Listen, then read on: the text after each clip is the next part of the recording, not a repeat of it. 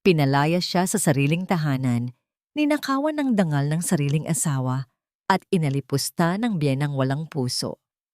Habang nagpapakasarap si Roldan sa piling ng ibang babae, gamit ang perang pinaghirapan ni Elara, naiwan siyang nakaluhod sa putikan sa gitna ng malakas na bagyo. Wala kang kwentang asawa, ang huling sigaw na dumurog sa kanyang pagkatao. Ngunit sa pagbagsak ng kanyang luha, isang malamig na kamay ang nag-abot ng payong mula sa abo ng pagtataksil. Handa na ba siyang sunugin ang mga taong umapi sa kanya? Diyos ko naman, Elara, amoy bagoong ka na naman. Ilang beses ko bang sasabihin sa'yo na maligo ka bago ka pumasok dito sa sala? Dumikit na yata sa balat mo ang baho ng mga isdang yan. Ang matinis na boses ni Aling Carmela ay agad na bumasag sa katahimikan ng hapon. Nakapamaywang ang matanda sa may pintuan. Nakangiwi ang muka habang pinapaypayan ang sarili na tila ba nandidiri sa presensya ng sariling manugang. Hindi sumagot si Elara. Sa halip, marahan niyang ibinaba ang planggana ng mga nilabhang damit ni Roldan sa gilid. Ang amoy na kinasusuklaman ng kanyang biyenan ay ang parehong amoy na nagpapakain sa kanilang lahat. Ang amoy ng asin, ng dagat, at ng pawis na puhunan ng kanyang mga magulang sa maliit nilang paggawaan ng bagoong. Nais sana niyang isumbat na ang kinakain ni Aling Carmela sa mga sugalan ay galing sa mabahong trabahong ito. Ngunit pinili niyang lunukin ang kanyang pride. Para kay Roldan, para sa asawa niyang nangako ng pagbabago. Pumasok si Elara sa kwarto upang hanapin ang gamot ng asawa. Habang hinahalungkat niya ang ilalim ng kabinet, naramdaman ng kanyang mga daliri ang isang makapal na sobre na nakasiksik sa ilalim ng mga lumang t-shirt. Hindi pamilyar ang papel na yon. Sa pag-aakalang ito ay reseta ng doktor. Dahan-dahan niya itong binuksan. Nanlamig ang buong katawan ni Elara. Tila tumigil sa pagtibok ang kanyang puso nang mabasa ang nakasulat sa dokumento. Kasulatan ng pagsasangla. Doon, sa ibaba ng papel, ay nakalagay ang pirma ni Roldan Calderon. At sa tabi nito ay ang pangalan niya, Elarice Domantay Calderon, na may lagda na hindi naman sa kanya. Ang lupa at ang paggawaan ng bagoong ng kanyang mga magulang ay nakasanla sa halagang 5 milyong piso sa Villamor Realty Corporation. Nanginig ang mga tuhod ni Elara at napaupo siya sa gilid ng kama. Ang lupang yun ang buhay ng kanyang ama't ina. Iyon ang dugo at pawis ng kanilang angkan. Paanong nagawa ito ni Roldan? Biglang bumukas ang pinto ng kwarto. Pumasok si Roldan. Amoy alak at sigarilyo na tila walang anumang problema sa mundo. Roldan! Ang boses ni Elara ay halos pabulong, nanginginig sa pinaghalong takot at galit. Itinaas niya ang papel. Ano ito? Bakit nasa'yo ang titulo ng lupa ni na tatay? At bakit may pirma ako dito? Natigilan si Roldan, ngunit sa halip na matakot, isang ngisi ng pag-uyam ang gumuhit sa kanyang mga labi. Lumapit siya at marahas na inagaw ang papel mula sa kamay ng asawa. Huwag kang ang OA, Elara. Sagot ni Roldan na parang isang bata ang kausap. Investment yan. Kailangan ko ng puhunan para sa negosyo. Babawiin ko rin yan kapag kumita na ako. Masyado kang madrama. Negosyo? Puhunan? Tumayo si Elara. Ang luha ay nagsisimula nang mamuo sa kanyang mga mata. Roldan, pineke mo ang pirma ko. Ibinenta mo ang kaisa-isang ari-arian ng mga magulang ko nang hindi ko alam. Alam mo bang papatayin mo sila sa sakit kapag nalaman nila ito? Wala akong pakialam. Sigaw ni Roldan. At sa pagkakataong ito, lumabas ang tunay niyang kulay. Ako ang lalaki dito. Ako ang masusunod. Sawang-sawa na ako sa pagiging palamunin sa bahay na to habang ang mga magulang mo ang nagmamagaling. Bago pa man makasagot si Elara, padabog na pumasok si Aling Carmela sa kwarto. Narinig niya ang sigawan at agad siyang kumampi sa anak. Abat ikaw pa ang may ganang magalit, Elara. Duro ng matanda sa mukha ng manugang. Dapat nga magpasalamat ka at pinag-iisipan pa ng anak ko ang kinabukasan ninyo. Kung hindi ka ba naman baog at walang silbi, sana ay may apo na ako ngayon na mag-aayos ng pamilyang ito. Ang salitang baog ay tila punyal na tumarak sa dibdib ni Elara. Iyon ang pinakamasakit na sugat na paulit-ulit nilang dinidildil ng asin. Hindi niyo po naiintindihan, Nay. Pagmamakaawa ni Elara, hawak ang braso ng biyanan. Lupa po ito ni na tatay. Papatayin po nila ako kapag nalaman nilang isang malakas na sampal ang nagpatigil sa kanya. Tumabingi ang mukha ni Elara sa lakas ng pagkakasampal ni Aling Carmela. Pakiramdam niya ay nabingi siya sa isang sandali. Ang pisngi niya ay nag-init, ngunit mas mainit ang hapdi sa kanyang puso. Huwag mo akong hawakan gamit ang marumi mong kamay, asik ni Aling Carmela. Wala kang karapatang sumbatan ng anak ko. Kung ayaw mong mawala ang lupang yan, gawan mo ng paraan. Magkatrabaho ka. Huwag kang umasa kay Roldan. Naiwan si Elara na nakatayo sa gitna ng kwarto habang padabog na lumabas ang mag-ina na tila ba siya pa ang may malaking kasalanan.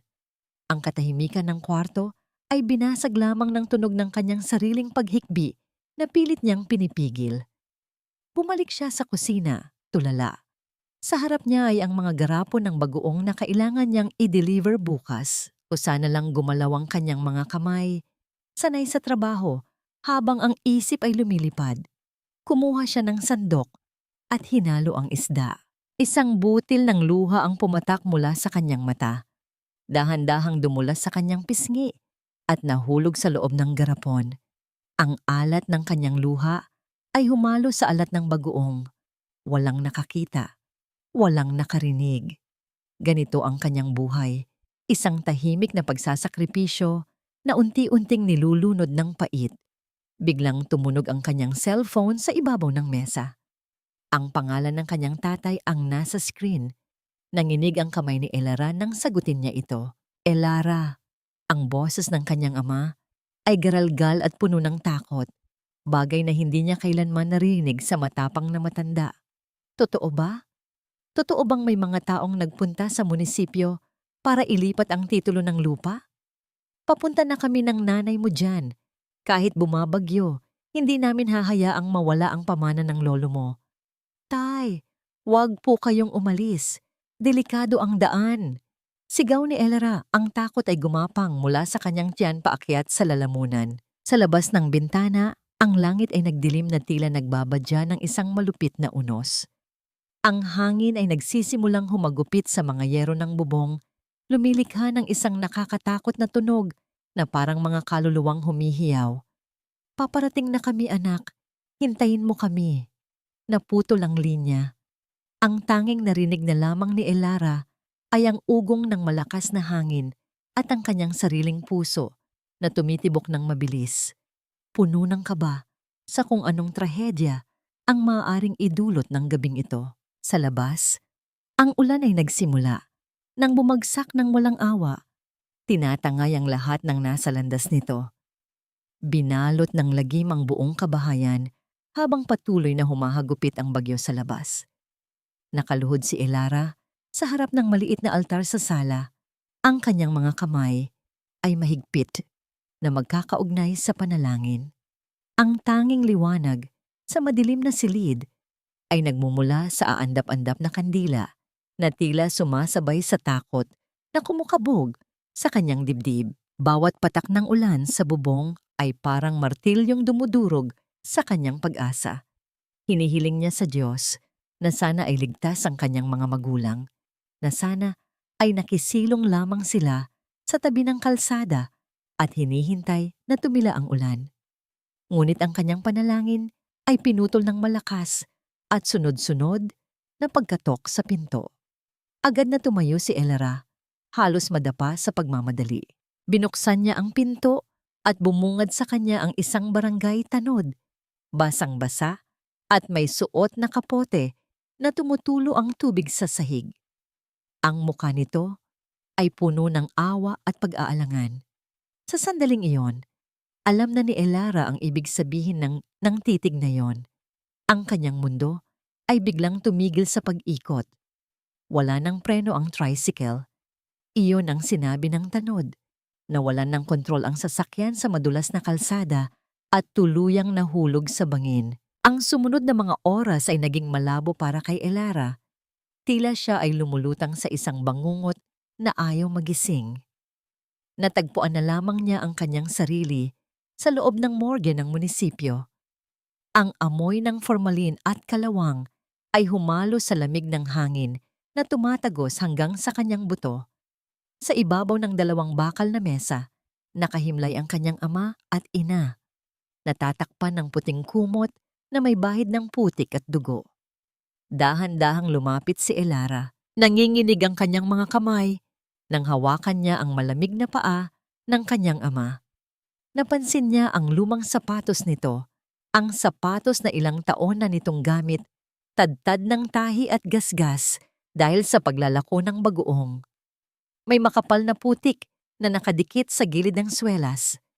Sa gitna ng kanyang pagluluksa, isang simpleng kilos ng pagmamahal ang kanyang ginawa. Yumuko si Elara at gamit ang laylayan ng kanyang bestida, marahan niyang pinunasan ang putik sa sapatos ng ama. Paulit-ulit, dahan-dahan, hanggang sa luminis ito. Tila ba sa paglilinis ng sapatos na yon ay maibabalik niya ang dignidad ng kanyang mga magulang na namatay sa gitna ng unos dahil lamang sa kagustuhang iligtas ang kanilang lupa. Ang luha ni Elara ay pumatak sa sapatos, nag-iwan ng madilim na marka sa lumang balat nito. Wala siyang boses na mailabas. Ang kanyang iyak ay isang tahimik na pag-ugong mula sa kaibuturan ng kanyang kaluluwa. Ang burol ay idinaos sa kanilang maliit na sala kinabukasan. Ang mga kapitbahay ay isa-isang dumating upang makiramay. Nag-iiwan ng kaunting abuloy sa isang garapon sa ibabaw ng mesa. Nakaupo si Elara sa tabi ng kabaong, tulala at walang imik, habang si Roldan ay nasa labas, nagyoyosi at nakikipagkwentuhan sa mga barkada na tila ba walang trahedyang naganap. Mula sa gilid ng kanyang mata, napansin ni Elara ang paggalaw ni Aling Carmela. Ang kanyang biyenan ay umaaligid sa mesa kung saan nakalagay ang mga abuloy. Sa halip na magdasal o tumulong sa pag-aasikaso ng mga bisita, nakita ni Elara ang mabilis na kamay ng matanda. Dumukot ito ng ilang papel na pera mula sa garapon at mabilis na isiniksik sa loob ng kanyang bra. Bumangon ang galit sa dibdib ni Elara, isang init na kumawala mula sa kailaliman ng kanyang pighati. Hindi siya nakapagpigil. Mabilis niyang nilapitan ng biyenan at hinawakan ng mahigpit ang pulso nito bago pa man tuluyang maibulsa ang pera. Ang mga mata ni Elara na kanina ay puno ng luha, ngayon ay nagliliyab sa puot. Ibalik niyo po yan. Ang tinig ni Elara ay mababa, ngunit puno ng diin. Abuloy po yan para sa libing ng mga magulang ko. Huwag niyo naman po sanang nakawin pati ang huling respeto ng mga tao sa kanila. Sa halip na mahiya, nanlaki ang mga mata ni Aling Carmela at biglang nagpakawala ng isang matinis na sigaw na umagaw sa atensyon ng lahat ng naroon. Nagpumiglas ang matanda at pinalabas na siya ang sinasaktan. Aray! Roldan! Tulungan mo ako! Ang asawa mo, nananakit na naman. Mabilis na sumugod si Roldan mula sa labas. Ang amoy ng alak sa kanyang hininga ay humalo sa amoy ng kandila at bulaklak ng patay. Walang tanong-tanong, marahas niyang tinulak si Elara palayo sa kanyang ina. Dahil sa gulat at panghihina, nawalan ng balanse si Elara. Ang kanyang katawan ay bumagsak sa sementadong sahig sa paanan ng kabaong ng kanyang ama. Ang sakit ng pagbagsak ay kumalat sa kanyang balakang at siko, ngunit mas masakit ang tingin ng mga kapitbahay na nakapaligid sa kanila.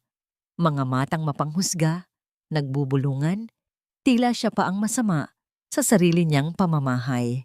Ano ba, Elara? Nasisiraan ka na ba ng bait?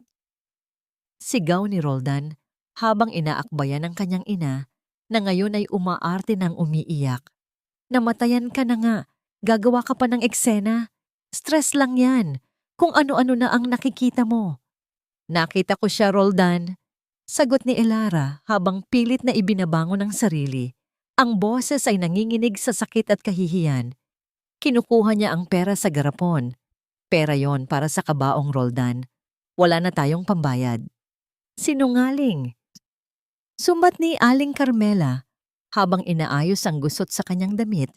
Ang kamay ay mahigpit na nakahawak sa dibdib kung saan nakatago ang pera. Inaayos ko lang ang mga bulaklak. Napakasama ng ugali mo. Kaya ka pinarurusahan ng Diyos eh. Kaya kinuha ang mga magulang mo dahil sa kasamaan ng budhi mo. Ang mga salitang iyon ay parang yelo na ibinuhos sa pagkatao ni Elera. Napatingin siya sa kabaong ng kanyang mga magulang. Tahimik sila. Hindi na nila siya maipagtatanggol. Wala na ang tatay na laging humaharang kapag inaapi siya. Wala na ang nanay na laging nagpapatahan sa kanya. Mag-isa na lang siya sa gitna ng mga lobo. Nanatiling nakaupo si Elara sa sahig. Niyakap ang kanyang mga tuhod. Hindi na siya sumagot. Napagtanto niyang walang saysay ang magpaliwanag sa mga taong sadyang bingi sa katotohanan. Hinayaan na lamang niyang humupa ang bulungan ng mga tao habang si Roldan ay nagpapaliwanag sa mga bisita na depressed at wala sa sarili ang kanyang asawa. Ang gabi ay lumalim at ang ulan sa labas ay humina ngunit hindi tumila. Isang tanong ang paulit-ulit na bumabagabag sa isipan ni Elara habang nakatitig sa ilaw ng kandila. Ang preno. Ang kanyang ama ay metikulosong tao. Araw-araw, nitong tinitignan ang kondisyon ng tricycle bago bumiyahe. Imposibleng basta na lamang yon, bumigay ng walang dahilan. May kung anong mabigat na kutob ang dumadagan sa kanyang dibdib, ngunit wala siyang lakas para halukayin yon ngayon. Sa gitna ng mabigat na katahimikan ng burol, isang kakaibang liwanag ang tumagos mula sa bintana. Kasunod ang dagundong ng makina ng isang malaking sasakyan na huminto sa tapat ng kanilang gate. Hindi ito ang karaniwang tricycle o jeep na dumadaan sa kanilang lugar. Napatingin ang lahat ng nasa loob ng bahay. Mula sa dilim ng gabi, bumukas ang pinto ng isang itim at makintab na SUV. Isang lalaking nakasuot ng mamahaling suit ang bumaba. Ang kanyang presensya ay tila isang higante sa gitna ng maliliit na bahay ng mahihirap. Pumasok ang lalaki sa gate. Ang kanyang mga hakbang ay mabibigat at puno ng awtoridad. Napansin ni Elara ang sapatos nito. Itim, makintab, at gawa sa mamahaling balat. Isang matinding kontradiksyon sa putik na nakapaligid sa kanila. Ang sapatos na yon ay walang bahid ng dumi. Samantalang ang sapatos ng kanyang ama sa loob ng kabaong ay may bahid pa rin ng lupa ng kahirapan. Tumigil ang lalaki sa may pintuan. Ang kanyang muka ay seryoso, walang emosyon, at ang kanyang mga mata ay direktang nakatitig kay Elara na nakaupo pa rin sa sahig. Si Roldan, na kanina ay matapang at maingay, ay biglang namutla at umatras sa isang sulok. Tila isang asong bahag ang buntot. Ako si Marco Villamor. Ang boses ng lalaki ay malamig. Walang halong pakikiramay. Inilabas niya ang isang nakatuping dokumento mula sa kanyang bulsa. Naparito ako para sa lupa at sa bahay na ito. Ang palugit ay tapos na. Ang pagpasok ng lalaking iyon sa loob ng kanilang tahanan ay tila pagpasok ng isang hari sa isang lugar na hindi naman sa kanya. Ang hangin sa loob ng silid ay biglang bumigat. Tila hinigop ng presensya ni Marco Villamor ang lahat ng oxygen. Ang mga kapitbahay na kanina ay nagbubulungan ay biglang natahimik. Ang kanilang mga mata ay puno ng kuryosidad at takot. Si Roldan, na kanina lamang ay naghahari-harian at nanunulak ng asawa, ay biglang lumiit. Ang kanyang balikat ay bumagsak at ang kanyang mukha ay nawala ng kulay. Dahan-dahan siyang umatras. Tila nais niyang lamunin siya ng lupa o maglaho na parang bula. Ang tapang na ipinakita niya kay Elara kanina ay naglaho ng mabilis, napalitan ng isang nakasusuklam na karuwagan. Mr. Villamor, nauutal na bati ni Roldan. Ang kanyang boses ay nanginginig at halos hindi marinig. Sinubukan niyang ngumiti isang pilit at nakakaawang na ngiti na hindi umabot sa kanyang mga mata. Sir, baka naman pwedeng pag-usapan ito. Alam niyo naman na may lamay kami. Konting respeto naman po sana. Hindi siya tinapunan ng tingin ni Marco. Ang mga mata ng bilyonaryo ay nakapako kay Elara na nakaupo pa rin sa sahig sa tabi ng kabaong ng kanyang ama. Sa paningin ni Marco, ang babaeng ito ay larawan ng pagkawasak. Ang buhok ay magulo, ang damit ay gusot, at ang mga mata ay namumugto sa kaiiyak. Ngunit sa kabila ng lahat ng iyon, may isang uri ng dignidad sa paraan ng kanyang pagkakaupo. Tila ba kahit anong unos ang dumating, ay hindi siya matitinag sa tabi ng kanyang mga magulang. Ang respeto ay para lamang sa mga taong marunong tumupad sa usapan. Malamig na sagot ni Marco. Ang kanyang boses ay malalim at buo, umaalingaw-ngaw sa katahimikan ng silid. Ang kontrata ay malinaw. Kapag hindi nabayaran ang utang sa takdang oras, ang lupa at ang paggawaan ay mapupunta sa akin at ang oras ay tapos na kaninang hating gabi. Inilapag ni Marco ang dokumento sa ibabaw ng mesa sa tabi ng garapon ng abuloy. Ang bigat ng papel na yon ay tila mas mabigat pa sa kabaong na nasa harapan nila. Iyon ang hatol na pumuputol sa huling hibla ng pag-asa ni Elara. Dahan-dahang tumayo si Elara. Ang kanyang mga binti ay nanginginig, ngunit pinilit niyang ituwid ang kanyang likod. Lumapit siya kay Marco, hindi upang magmakaawa para sa sarili, kundi para sa huling hiling ng kanyang mga magulang. Sir, ang boses ni Elara ay mahina, ngunit matatag. Nakikiusap po ako, hindi para sa akin, kundi para sa kanila. Tumingin siya sa kabaong. Dito na po sila tumanda. Dito na rin po sila namatay dahil sa kagustuhang iligtas ang lugar na to. Parang awa niyo na po. Bigyan niyo pa kami ng konting panahon. Magtatrabaho po ako. Babayaran ko po kayo. Kahit sentimo por sentimo. Tinignan siya ni Marco ng matagal. Sa likod ng kanyang mga salamin, tila binabasa niya ang kaluluwa ni Elara. Nakita niya ang mga gasgas sa kamay nito, ang mga sugat na likha ng asin at tinik ng isda. Nakita niya ang isang babaeng sanay sa hirap, ngunit hindi sanay sa panlilinlang. Wala akong panahon para maghintay ng sentimo, Mrs. Calderon. Sagot ni Marco, ang tono ay negosyo lamang at walang halong emosyon. Ang kumpanya ko ay hindi charity institution. Ang lupa ay akin na. Bukas na bukas din, sisimulan na ang inventory ng mga kagamitan. Biglang sumabat si Roldan na nakakita ng pagkakataon upang makatakas sa responsibilidad. Tama po kayo, Sir Marco. Wala na tayong magagawa, Elara. Akin na nga yan. Akmang kukunin ni Roldan ang dokumento, ngunit mabilis itong tinakpan ni Marco ng kanyang palad. Hindi ikaw ang kausap ko, mariing sabi ni Marco kay Roldan na nagpatahimik muli sa lalaki. Binalik niya ang tingin kay Elara. Pero may kailangan akong tao na mag-aayos ng gulong iniwan ninyo. Ang bagong factory ay kailangang manatiling operational habang inaayos ang transition. Kailangan ko ng manager na kabisado ang pasikot-sikot ng operasyon.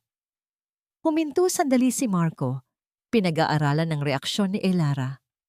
Pwede kang manatili dito. Hindi bilang may-ari, kundi bilang empleyado ko. Ikaw ang maglilinis ng kalat ng asawa mo. Ikaw ang magpapatakbo ng factory para mabawi ko ang lugi sa utang ninyo. Ang sweldo mo ay ibabawas sa interes. Natigilan si Elara. Ang alok ay isang insulto at biyaya ng sabay. Magiging alipin siya sa sarili niyang pamamahay. Magiging trabahador siya sa lupang ipinamana sa kanya. Ang pride niya ay sumisigaw. Natanggihan ito. Nasampalin ang lalaking ito at paalisin. Pero nang tignan niya ang kanyang ama, sa kabaong, naalala niya ang pangarap nito na huwag hayaang mamatay ang kanilang tradisyon ng paggawa ng bagoong. Kung aalis siya, mawawala ang lahat. Kung mananatili siya, may pag-asa pa siyang mabawi ito balang araw. Kahit nakapalit nito ay ang kanyang dignidad. Tinatanggap ko po, Bulong ni Elara habang ang isang luha ay muling tumakas sa kanyang mata. Ngumisi si Roldan sa gilid, tila nabunutan ng tinik. Ayun naman pala. Problem solved. O Elara, ikaw na ang bahala. Diyan ha? Sir Marco, mauna na po ako. Masama po kasi ang pakiramdam ko dahil sa nangyari. Magpapahinga lang po ako sa kabilang bayan. Bago pa man makapagsalita si Elara, mabilis na tumalikod si Roldan at lumabas ng pinto. Dala ang kanyang jacket, iniiwan ang kanyang asawa sa harap ng bangkay ng mga magulang nito at ng taong kumuha ng kanilang tahanan. Ang karuwagan ni Roldan ay isang lason na mas masakit pa kaysa sa kawalan ng pera. Naiwan si Elara na nakatayo sa harap ni Marco. Yumuko siya upang pulutin ang mga papel na nahulog ni Roldan kanina sa pagmamadali. Ang kanyang mga daliri ay dumapo sa makintab na sapatos ni Marco. Sa sandaling iyon, naramdaman niya ang napakalaking agwat ng kanilang mundo. Siya ay nasa lupa, namumulot ng kalat, habang ang lalaking ito ay nakatayo sa ituktok, nagmamay-ari ng kanyang kapalaran. Simulan mo ang trabaho bukas, 7:00 ng umaga. Utos ni Marco, bago tumalikod at naglakad palabas sa ulan, hindi na lumingon pabalik. Nang makaalis ang sasakyan ni Marco, muling nagbalikan ang ingay ng mga kapitbahay. At kasabay nito, bumalik din si Aling Carmela, na kanina ay nagtatago sa kusina habang nandoon ang bilyonaryo. Ngayon, dala niya ang ilang mga tsismosang kapitbahay.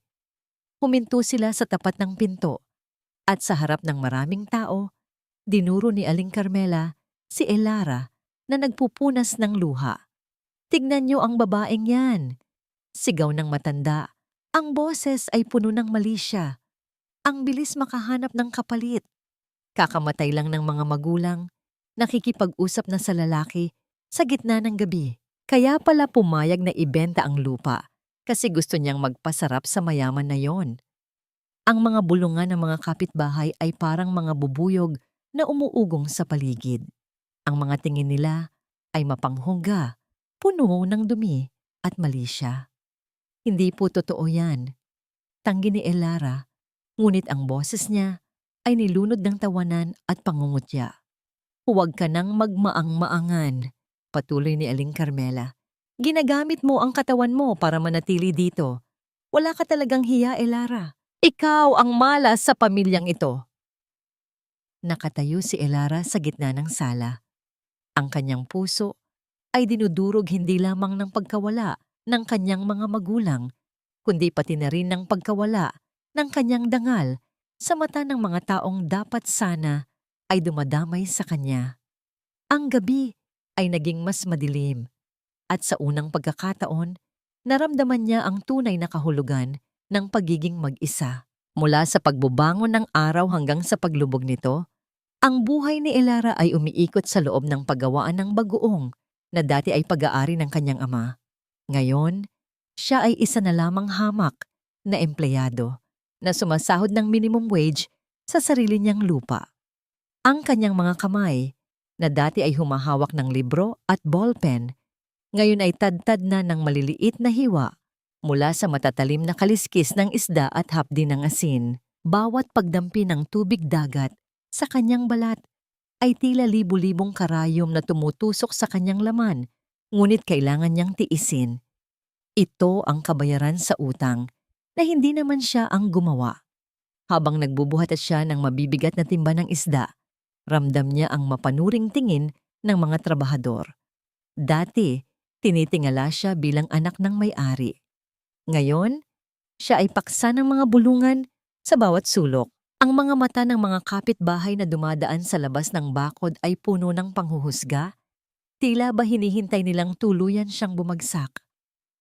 Tanghaling tapat nang biglang dumating si Aling Carmela. Ang matanda ay naglalakad, na parang siya ang may-ari ng lugar, nakasuot ng matingkad na bestida na hindi bagay sa putika ng paggawaan. Dire-diretso itong pumasok sa opisina kung saan nag-aayos si Elara ng inventory. Padabog na ibinagsak ni Aling Carmela ang kanyang bag sa mesa. na nagdulot ng pagtalsik ng ilang papeles. Nasaan ang sweldo mo? Ang bungad ng matanda. Walang paligoy-ligoy. Alam kong katapusan ngayon. Ibigay mo sa akin. Kailangan ni Roldan ng pera para sa business meeting niya sa Manila. Napahinto si Elara sa pagsusulat. Ang pagod sa kanyang katawan ay sandaling napalitan ng inis. Nay, kakapadala ko lang po kay Roldan ng pera nung isang araw. Ang sweldong ito ay pambayad ko sa kuryente ng bahay at pambili ng gamot ko. Masakit na po ang mga kamay ko. Abat sumasagot ka pa? Nanlisik ang mga mata ni Aling Carmela. Lumapit ito at pilit na inagaw ang maliit na sobre ng sahod na nakapatong sa mesa. Ang kapal ng mukha mong magreklamo. Obligasyon mong suportahan ang asawa mo. Kung hindi ka ba naman baog at pabigat, sana ay mayaman na ang anak ko ngayon. Nag-agawan sila sa sobre. Mahigpit ang hawak ni Elara, hindi dahil sa kasakiman, kundi dahil iyon na lamang ang natitira sa kanya para mabuhay. Ang mga kuko ni Aling Carmela ay bumaon sa braso ni Elara, nag-iwan ng mapupulang marka. Sa gitna ng kanilang paghilahan, ang sobre ay napunit at tumalsik ang ilang perang papel sa sahig. Dadaluhong sana si Aling Carmela upang pulutin ang pera nang biglang bumukas ang pinto ng opisina. Ang malamig na hangin mula sa aircon sa labas ay pumasok, kasabay ng isang anino na tumakip sa liwanag. Nakatayo doon si Marco Villamor. Nakasuot ito ng puting polo na nakatupi hanggang siko at ang kanyang mukha ay kasing tigas ng bato. Ang kanyang mga mata ay nakapako kay Aling Carmela na ngayon ay nakaluhod sa sahig habang namumulot ng pera. Anong ginagawa mo dito? Ang tanong ni Marco. Ang boses niya ay hindi malakas, ngunit puno ito ng awtoridad na nagpatahimik sa buong kwarto. Natigilan si Aling Carmela. Mabilis niyang itinago ang pera sa kanyang dibdib at tumayo. Pilit na inaayos ang kanyang dignidad. Sir Marco, kinausap ko lang itong manugang ko. Kinukuha ko lang ang parte ng anak ko sa sweldo niya. Mag-asawa naman sila. Kaya pera din to ni Roldan. Naglakad si Marco palapit kay Elara. Tinignan niya ang mga namumulang marka ng kuko sa braso nito at ang nanginginig na mga kamay. Pagkatapos, bumaling siya sa matanda. Miss, Calderon ay empleyado ng Villamor Realty, maring sabi ni Marco. Ang anumang panggugulo sa loob ng aking establishmento ay panggugulo sa aking negosyo. Ang perang yan ay bayad ng kumpanya sa trabaho niya. Ang pagkuha niya ng walang pahintulot ay pagnanakaw. Namutla si Aling Carmela. Pero may CCTV sa labas. Putol ni Marco. Itinuturo ang kamera sa kisame. Kitang-kita ko kung paano mo siya sinaktan. Gusto mo bang tumawag ako ng pulis para sa kasong physical injury at robbery? O aalis ka dito at hindi na babalik? Nanlaki ang mga mata ng matanda sa takot. Alam niyang hindi nagbibiro ang bilyonaryo. Mabilis pa sa 4:00, kinuha ni Aling Carmela ang kanyang bag at dali-daling lumabas ng opisina, halos madapa sa pagmamadali, habang bumubulong ng mga sumpa laban kay Elara. Nang makaalis ang matanda, naiwan si Elara na nakayuko. Pilit na pinipigilan ang pagbagsak ng kanyang mga luha. Ang hiya ay parang kumot na bumabalot sa kanya.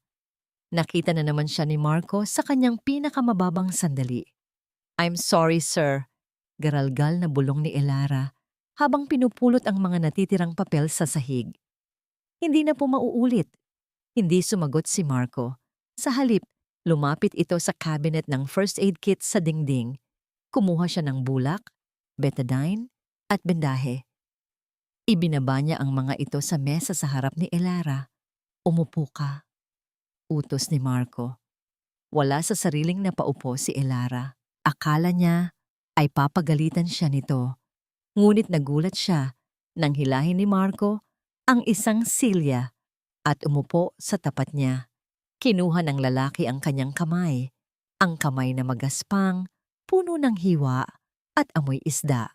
Napakislot si Elara nang maramdaman ang mainit na palad ni Marco na humawak sa kanyang kamay.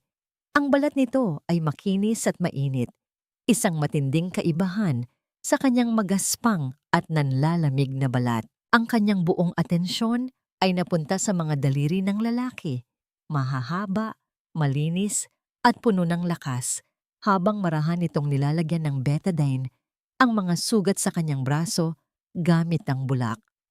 Hindi nagsasalita si Marco. Ang tanging maririnig sa maliit na opisina ay ang mahinang tunog ng aircon at ang kanilang sariling paghinga. Subalit sa katahimikan na yon, may isang uri ng mensahe na ipinapahiwatig ang kanyang mga kilos. Bawat dampi ng bulak sa kanyang balat ay tila nagsasabing hindi siya nag-iisa. Bawat pag-iingat na ginagawa nito upang hindi siya masaktan ay tila isang yakap na walang salita. Sa unang pagkakataon, mula nang mamatay ang kanyang mga magulang, naramdaman ni Elara ang pag-aaruga ng isang tao. Hindi niya ito naramdaman kay Roldan na dapat sanang nagpoprotekta sa kanya. Hindi niya ito naramdaman sa kanyang biyenan na dapat sanang itinuturing siyang anak. Ngunit ngayon, nararamdaman niya ito mula sa lalaking kumuha ng lahat sa kanya. Napansin ni Marco ang mga mata ni Elara na bahagyang nangingilid sa luha. Itinigil niya ang paglilinis at iniangat ang tingin sa babae. Ang kanyang mga mata, na kanina ay kasing lamig ng yelo, ngayon ay may bahid ng isang emosyon na hindi kayang pangalanan ni Elara. Ang pagiging mabuti ay hindi nangangahulugang hahayaan mong tapakan ka. Mahinang sabi ni Marco. Ang kanyang boses ay tila bumaba ng ilang tono. Minsan kailangan mong ipakita ang pangil mo para hindi ka abusuhin. Pagkatapos noon ay tumayo na siya. Bago lumabas ng pinto, lumingon siya sandali. Huwag mong hahayaang makuha niya ang sweldo mo. Ipapalagay ko na lang sa bank account para hindi niya makuha. At pagkatapos ay umalis na siya, iniwan si Elara na tulala sa kanyang kinauupuan. Ang pakiramdam ng mainit na kamay ni Marco ay nanatili sa kanyang balat at ang mga salita nito ay umalingaw-ngaw sa kanyang isipan. Napatingin siya sa kanyang braso na ngayon ay may bendahe na. Malinis, maayos. Napatingin din siya sa ibabaw ng mesa. Sa gitna ng mga papeles, nakita niya ang isang puting paper bag na hindi niya napansin kanina. Marahan niya itong binuksan. Sa loob, may isang lunchbox na puno pa ng kanin at adobo na tila hindi pa nagagalaw. Sa ilalim noon, may isang maliit na sobre. Nang buksan niya ito, nakita niya ang cash advance para sa susunod na 2 buwan. Walang sulat, walang anumang paliwanag, tanging pera lamang.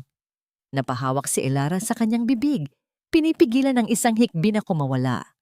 Ang tulong na yon ay hindi mula sa awa. Ito ay isang uri ng respeto, isang pagkilala sa kanyang paghihirap. Nang gabing iyon, habang mag-isang kumakain si Elara ng adobong mula sa lunchbox ni Marco, naramdaman niya ang isang kakaibang kapayapaan sa gitna ng kanyang pagluluksa. Sa unang pagkakataon, nakakain siya ng hindi nanginginig sa takot na baka may manigaw o mang-agaw ng kanyang pagkain. Ang bawat subo ay tila nagbibigay sa kanya ng lakas na harapin ang bukas. Sa pagitan ng kanyang pagnguya, napatingin si Elara sa labas ng bintana.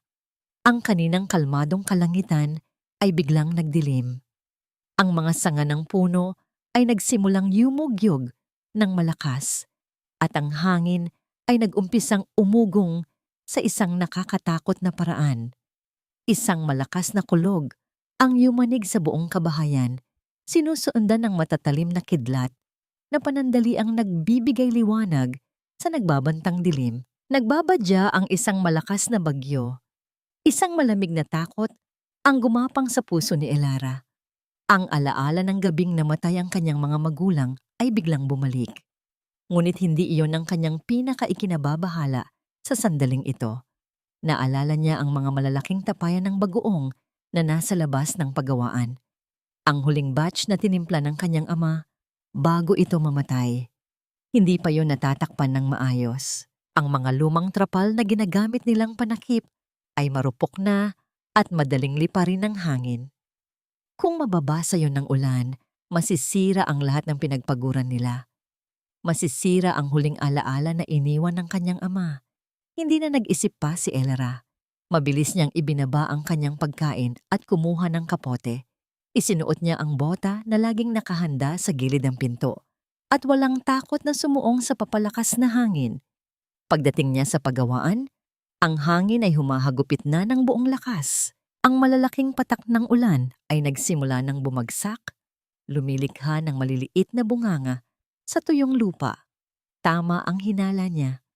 Ang trapal sa ibabaw ng mga tapayan ay tinatangay na ng hangin. Ang isang sulok nito ay kumakawag-kawag na tila isang hayop na gustong makawala. Mabilis na tumakbo si Elera. Itinali niya ang lubid sa kanyang baywang at ang kabilang dulo ay sa isang poste upang hindi siya tuluyang matangay. Gamit ang lahat ng natitira niyang lakas, pilit niyang hinihila ang mabigat na trapal upang takpan muli ang mga tapayan. Ngunit ang lakas ng hangin ay tila isang dambuhalang hindi niya kayang talunin. Bawat paghila niya ay sinusuklian ng mas malakas na paghatak pabalik ng kalikasan. Nanghihina na ang kanyang mga braso at nanginginig na ang kanyang mga binti. Ang ulan ay bumubuhos na ng walang awa. Nilalabo ang kanyang paningin at dinadala ang init mula sa kanyang katawan. Sa isang malakas na bugso ng hangin, ang trapal ay tuluyang natanggal sa kanyang pagkakahawak at marahas na lumipad sa ere, nag-iwan sa mga tapayan na lantad sa bagsik ng ulan. Napaluhod si Elera sa putikan. Ang kanyang pag-asa ay tila tinangay na rin ng hangin. Nakaluhod si Elera sa gitna ng putikan. Ang kanyang mga balikat ay nanginginig sa pinaghalong lamig at kabiguan. Ang malakas na buhos ng ulan ay tila isang walang katapusang parusa mula sa kalangitan. Bawat patak na tumatama sa kanyang likod ay isang paalala ng kanyang pagkatalo. Wala na siyang lakas na tumayo. Hinayaan na lamang niyang basain siya ng ulan. Hinayaan na lamang niyang anurin ng agos ang kanyang mga luha. Ang huling pamana ng kanyang ama ay masisira na sa harap mismo ng kanyang mga mata. Sa gitna ng kadiliman at ng maingay na ritmo ng ulan sa mga bubong na yero, isang biglaang liwanag ang tumusok sa kanyang paningin. Dalawang matatalim na ilaw mula sa isang sasakyan ang humawi sa dilim na nagbigay liwanag sa buong patio ng pagawaan. Huminto ang sasakyan sa may gate at bumukas ang pinto nito. Mula sa liwanag, isang matipunong anino ang lumabas at mabilis na naglakad patungo sa kanya. Hindi inaalintana ang malakas na buhos ng ulan na agad bumasa sa mamahalin nitong kasuotan. Napaangat ng tingin si Elera. Sa pamamagitan ng kanyang mga matang nilalabo ng luha at tubig ulan, nakita niya si Marco Villamor. Hindi nagsalita ang lalaki. Walang tanong, walang pag-aalinlangan. Dumiretso ito sa sulok kung saan napadpad ang lumipad na trapal. Gamit ang lakas na hindi inaasahan ni Elera, mag-isa nitong hinila ang mabigat na lona pabalik sa gitna. Pagkatapos ay lumingon ito sa kanya. Ang tingin nito ay isang utos na mas malinaw pa sa anumang salita. Isang biglaang lakas ang dumaloy sa katawan ni Elera. Agad siyang tumayo mula sa putik at tumakbo upang tulungan ito. Hinawakan niya ang kabilang dulo ng trapal. Magkasabay nilang hinila ito laban sa puwersa ng hangin. Ang kanilang mga kilos ay sabay na sabay, isang hindi pinagplanuhang sayaw sa gitna ng bagyo. Sa isang pagkakataon, ang kanilang mga kamay ay nagdikit habang inaayos ang lubid. Ang init mula sa balat ni Marco ay tila kuryenteng gumapang sa nanlalamig na katawan ni Elera na nagdulot ng isang kakaibang kilabot sa kanyang kalamnan. Pinagsikapan nilang maitali ang bawat sulok ng trapal sa mga poste. Nang masiguro nilang ligtas na ang mga tapayan, pareho silang napasandal sa dingding ng pagawaan, basang-basa at hinahabol ang kanilang hininga. Sumilong sila sa isang maliit at makitid na espasyo sa ilalim ng medya agwa, kung saan bahagya silang naprotektahan mula sa ulan. Dahil sa kitid ng lugar, ang kanilang mga balikat ay halos magkadikit na. Amoy ni Elera ang pinaghalong pabango ni Marco, ang alat ng hangin mula sa dagat at ang amoy ng basang lupa. Sa bawat pagkidlat, ang matalim na liwanag ay panandali ang naglalarawan sa mukha ng lalaki. Ang matangos na ilong, ang matigas na panga, at ang mga butil ng tubig na dumadaloy mula sa buhok nito pababa sa kanyang leeg. Nanginginig si Elara, hindi lamang sa lamig, kundi pati na rin sa lapit nila sa isa't isa. Napansin ito ni Marco. Walang imik na hinubad ng lalaki ang kanyang itim na suit jacket na basang-basa na. Sa ilalim nito ay suot pa niya ang isang mas manipis na itim na coat na bahagya pa lamang nababasa. Hinubad din niya ito. Ang natira na lamang sa kanya ay ang puting polo na ngayon ay bakat na sa kanyang matipunong dibdib. Inabot ni Marco ang coat kay Elara. Bago pa man makatanggi ang babae, marahan itong ipinatong ang damit sa kanyang mga balikat. Ang init at bigat ng coat ay tila isang mainit na yakap. Habang inaayos ni Marco ang kwelyo sa kanyang likuran, ang mga dulo ng daliri nito ay aksidenteng dumampi sa kanyang batok. Ang magaang na haplos na yon ay nagdulot ng isang malakas na kabog sa kanyang dibdib. Mas malakas pa sa kulog na yumayanig sa kalangitan. Hindi sila nagsalita. Hinayaan nilang ang ingay ng bagyo ang magsalita para sa kanila. Ang mga mata nila ay nagtagpo sa dilim at sa isang saglit, tila may isang hindi nakikitang tulay na nabuo sa pagitan ng dalawang mundong magkaiba. Ang bilyonaryo at ang babaeng amoy bagoong parehong basang-basa sa ilalim ng iisang silungan. Nang bahagyang humina ang ulan, si Marco ang unang bumasag sa katahimikan.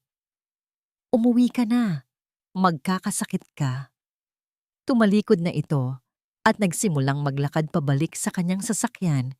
Iniwan ang coat sa mga balikat ni Elara. Kinabukasan, ang araw ay sumikat na, tila walang bagyong naganap. Suot pa rin ni Elara ang coat ni Marco habang nag-aayos ng mga dokumento sa opisina. Ang mamahaling pabango nito ay kumapit na sa kanyang balat. Isang paalala ng nangyari kagabi. Hindi niya maalis sa isip ang mga mata nito, ang haplos ng mga daliri at ang init ng katawan. Isang maliit at nakakainis na pag-asa ang nagsimulang sumibol sa kanyang dibdib. Habang abala siya sa pag-iisip, biglang nag-vibrate ang kanyang cellphone. Isang mensahe mula sa kanyang kaibigan sa Maynila. Binuksan niya ito at isang litrato ang bumungad sa kanya. Ang kanyang mundo ay gumuho sa pangalawang pagkakataon. Nasa litrato si Roldan. Nakaupo ito sa isang mamahaling kasino na papaligiran ng mga kumikinang na ilaw. Sa kanyang kandungan ay may isang babaeng bata at maganda, nakasuot ng hapit na pulang bestida. Ang isang kamay ni Roldan ay nakahawak sa baywang ng babae. At ang isa pa niyang kamay, ang kamay na may suot ng kanilang wedding ring, ay may hawak na baso ng alak na isinusubo niya sa bibig ng babae. Ang kanilang mga mukha ay magkalapit at ang nangiti sa mga labi ni Roldan ay puno ng kaligayahan at pagnanasa. Ang cellphone ay dumulas mula sa nanginginig na kamay ni Elara. Ang lahat ng hangin sa kanyang baga ay tila biglang naubos. Ang kaunting pag-asa na sumibol sa kanyang puso kagabi ay biglang nilamon ng isang nakapapasong sakit ng katotohanan. Ang larawan sa kanyang cellphone ay tila isang nakapapasong karbon na dahan-dahang sinunog ang kanyang puso. Si Roldan, ang lalaking pinaghirapan niya, ang lalaking pinagkalooban niya ng kanyang buong pagmamahal at tiwala, ay nagpapakasarap sa piling ng ibang babae gamit ang pera na nakuha mula sa pagbebenta ng kanilang lupa. Ang lupa na naging dahilan ng pagkamatay ng kanyang mga magulang. Ang lahat ng kirot, galit at pighati na matagal nang kinimkim ni Elara sa kanyang dibdib ay biglang sumabog na parang bulkan. Ang kanyang mga kamay ay nanginginig ng husto. Mayroong isang matalim na tunog nang bumagsak ang kanyang cellphone sa sahig. Ang screen nito ay nabasag at kumalat. Ang maliliit na piraso ng salamin sa sahig ng opisina. Hindi niya nakontrol ang kanyang sarili. Parang isang hayop na nasugatan, tumakbo siya sa sulok ng paggawaan kung saan nakatumpok ang mga lumang tapayan at banga. Hinawakan niya ang isang tapayan ng walang laman. Ang kanyang mga daliri ay humawak ng napakahigpit sa magaspang na luad. Ang tapayan na yon ay sumasagisag sa kanyang buhay, walang laman, basag, at puno ng pait. Sa buong lakas niya, ibinato niya iyon sa pader. Nagkawasak-wasak ang luwad at kumalat ang maliliit na piraso sa sahig. Walang hiya! Walang hiya ka, Roldan!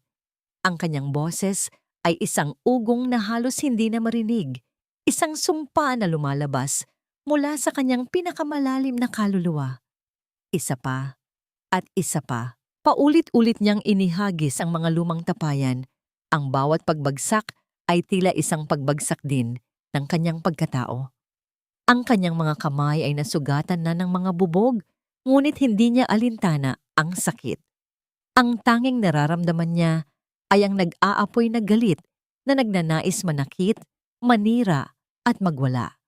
Ang kanyang mga luha ay umaagos na tila isang ilog, kasama ang pawis at dumi mula sa kanyang mukha.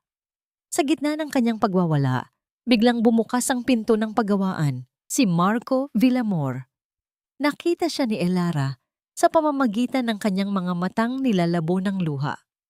Nakita niya ang lalaking ito na pinagmulan din ng kanyang pagdurusa, ang lalaking kumuha ng kanilang lupa.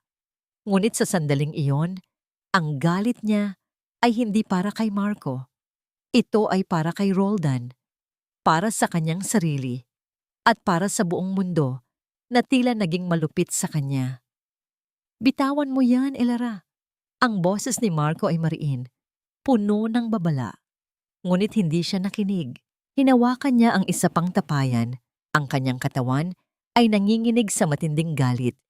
Itataas na sana niya ito upang ihagis ng mabilis na lumapit si Marco.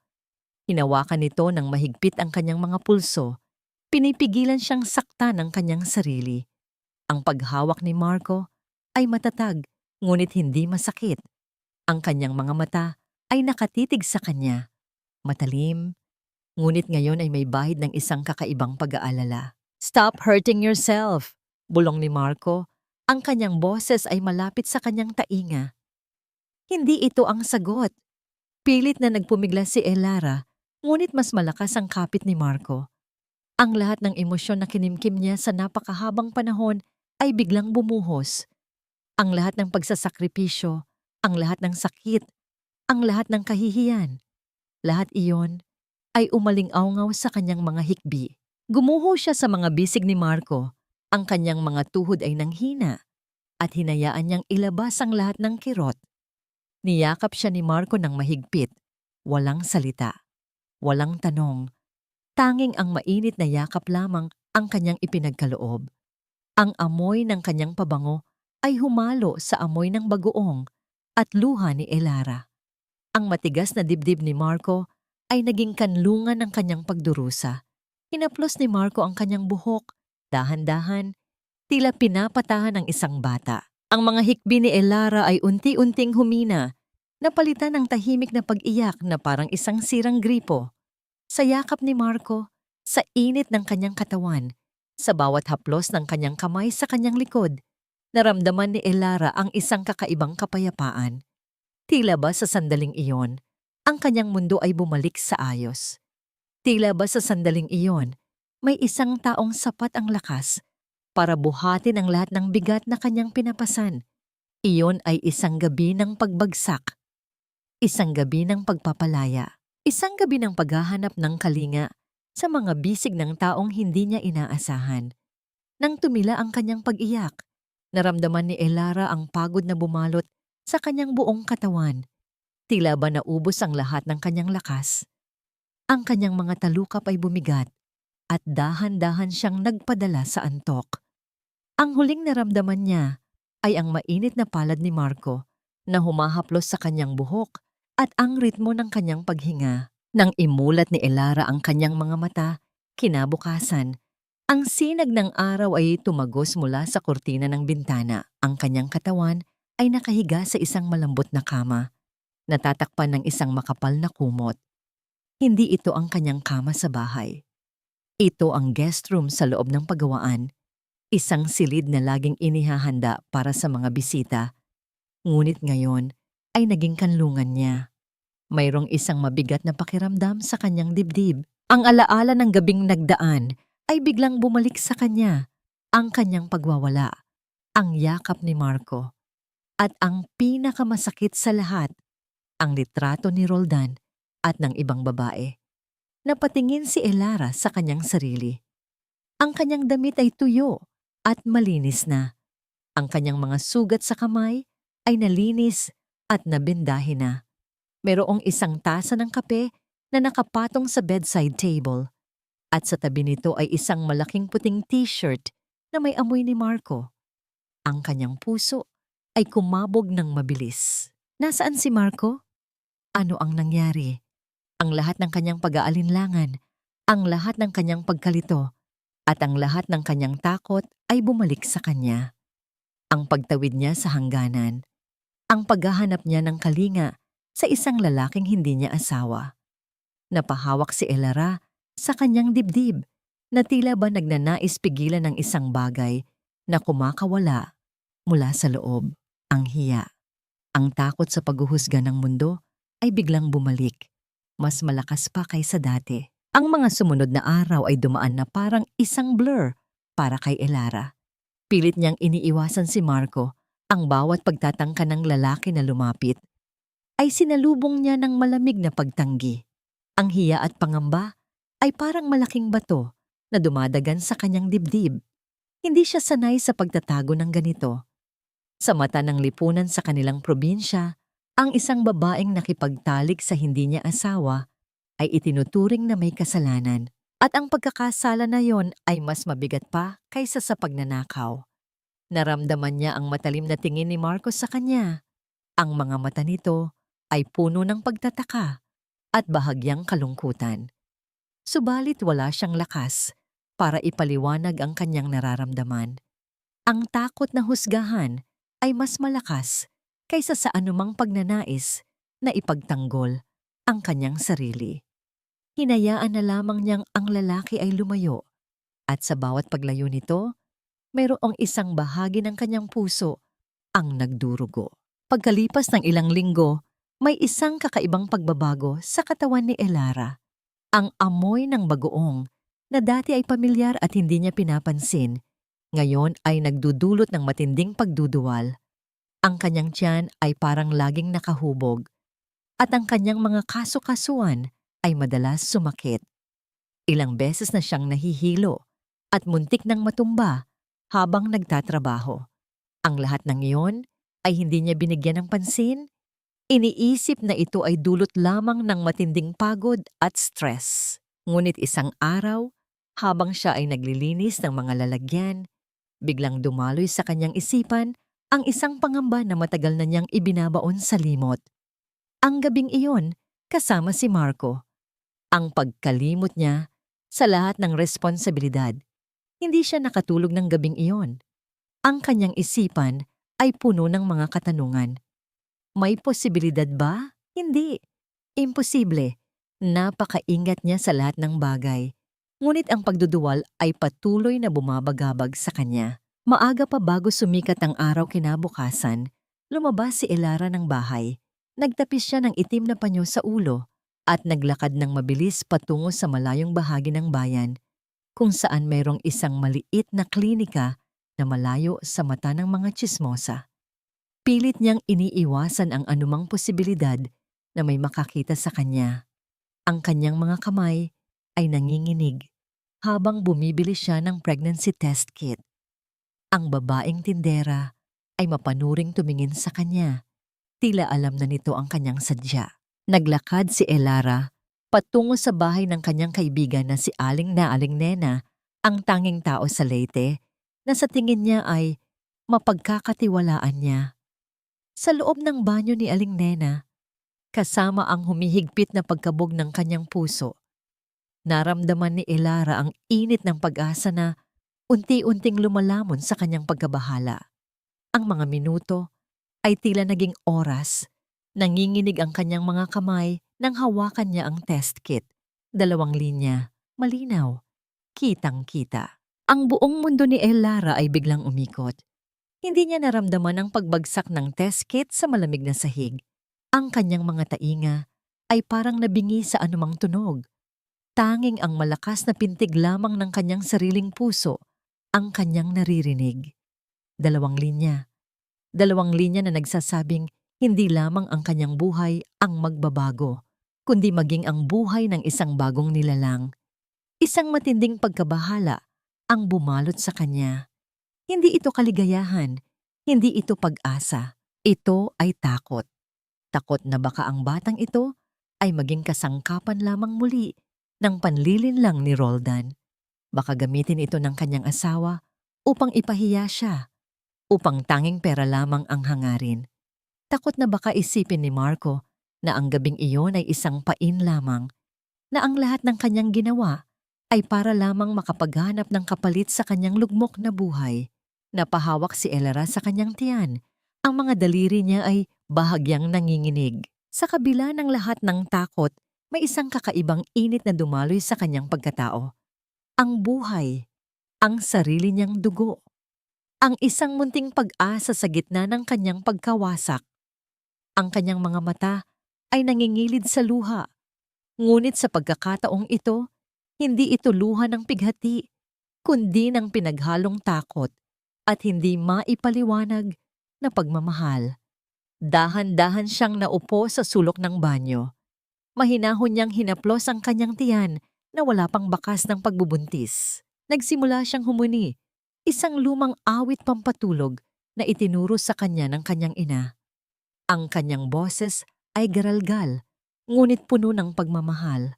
Tulog na, bunso, mahal ka ni inay. Sa isang sandali, nalimutan ni Elara ang lahat ng problema. Nalimutan niya si Roldan, si Marco, at ang lahat ng mapanghusgang mata. Tanging ang mumunting pag-asa lamang na ito ang nasa kanyang isipan, ang buhay na dahan-dahang lumalaki sa kanyang sinapupunan. Nang matapos ang awit, tumayo si Elera. Pinasalamatan niya si Aling Nena na naghintay sa labas ng banyo nang may pag-aalala. Ngunit habang naglalakad siya pabalik sa pagawaan, napansin ni Elara ang isang anino na tila sumusunod sa kanya mula sa malayo. Isang lalaking nakasombrero at nakatapis ang mukha ng panyo. Tila iniiwasan ang sinag ng araw. Sa tuwing lilingon siya, nawawala ito sa kanyang paningin, tila isang multo. Ngunit sa tuwing ipagpapatuloy niya ang kanyang paglalakad, muli itong lumilitaw. Pinilit niyang ipagsawalang bahala iyon. Iniisip na ito ay dulot lamang ng kanyang pagiging balisa. Sa kanyang pagdating sa pagawaan, ang kanyang dibdib ay puno pa rin ng kaba. Wala siyang balak sabihin kay Marco ang tungkol sa pagbubuntis. Hindi pa ngayon. Kailangan niya ng oras. Kailangan niyang mag-isip. Nang makapasok siya sa opisina, tumambad sa kanya ang isang hindi inaasahang eksena. Nandoon si Roldan. Nakaupo ito sa silya ni Marco. Ang mga paa ay nakapatong sa mesa. Nakangisi ito ng nakakaloko. At ang kanyang mga mata ay puno ng isang masamang balak. Ang amoy ng murang sigarilyo at alak ay kumalat sa buong silid na nagdulot ng pagduduwal kay Elara. "Welcome back, Mrs." sabi ni Roldan. Ang kanyang boses ay tila isang lason na tumatagos sa kanyang mga tainga. Itinaas nito ang isang litrato mula sa mesa. Isang litrato ni Elara na lumalabas mula sa klinika na may hawak na maliit na supot. Mukhang may exciting news tayo, ah? Ang buong katawan ni Elara ay nanlamig. Nahuli siya. Ang kanyang pinakamalalim na lihim ay nasa kamay na ng kanyang pinakamalaking bangungot. Nanlamig ang buong katawan ni Elara. Ang lahat ng hangin sa kanyang baga ay biglang nawala at ang kanyang paningin ay nagdilim. Ang pinakakinatatakutan niyang mangyari ay nangyari na. Si Roldan. Alam na nito ang tungkol sa pagbubuntis. Nakangisi si Roldan. Ang mga mata nito ay kumikinang sa isang masamang balak. Ibinaba nito ang litrato ni Elara mula sa klinika. "Oh, my dear Elara, mukhang hindi ka pa rin nagbabago, ha? Ang bilis mong makahanap ng kapalit. Anong gusto mo?" Ang tinig ni Elara ay halos hindi marinig. Nanginginig sa takot at galit. Naglakad siya papalapit sa mesa. Pilit na pinapanatiling matatag ang kanyang tindig. Bakit ka nandito?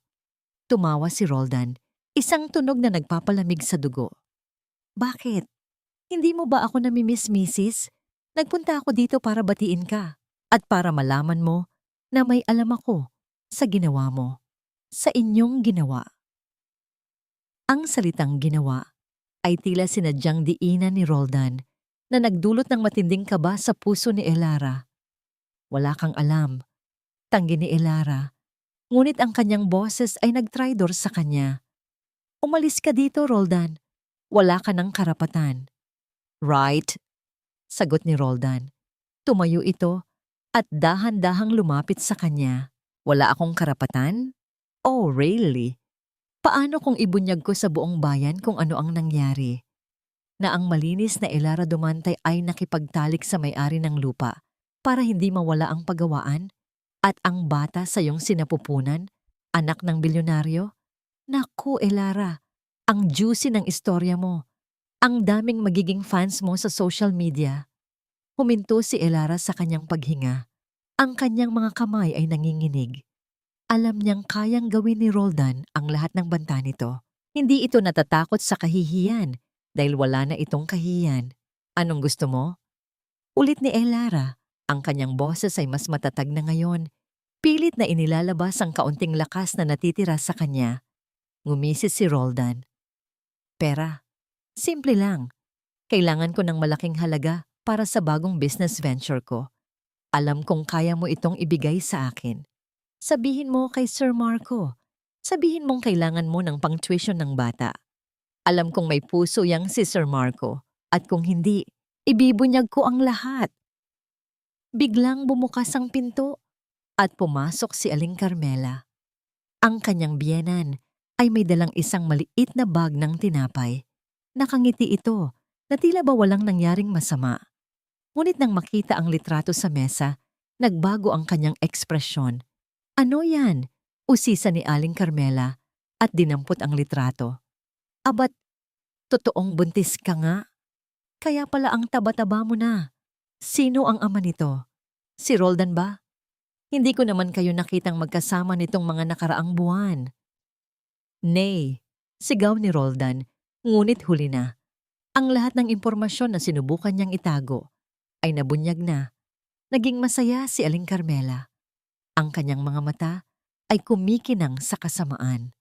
Lumapit ito kay Elara at dinuro ang kanyang noo. Ito ang kapalit ng iyong kasamaan. Ang iyong anak ay magiging anak sa labas. Wala kang hiya. Ginagamit mo ang katawan mo para maging mayaman. Pareho kayong walang silbi ni Roldan. Nanakawin mo na nga ang mana ko, Nay. Nanakawin mo pa ang pera na pambayad ko sa utang ko. Sigaw ni Elara. Tapos ngayon, pati ang anak ko. Gusto mong gamitin para sa kapakanan ninyo? Anak mo? Hindi ko naman anak yan. Sigaw ni Aling Carmela. Kaya pala ang bilis mong kalimutan si Roldan. Ginayuma mo si Sir Marco, di ba? Hay naku, Elara. Ikaw talaga ang rason kung bakit naghirap ang pamilyang ito. Ang mga salitang yon ay parang matatalim na kutsilyo na humihiwa sa dibdib ni Elara. Ang galit ay nag-umpisang umakyat muli sa kanyang lalamunan.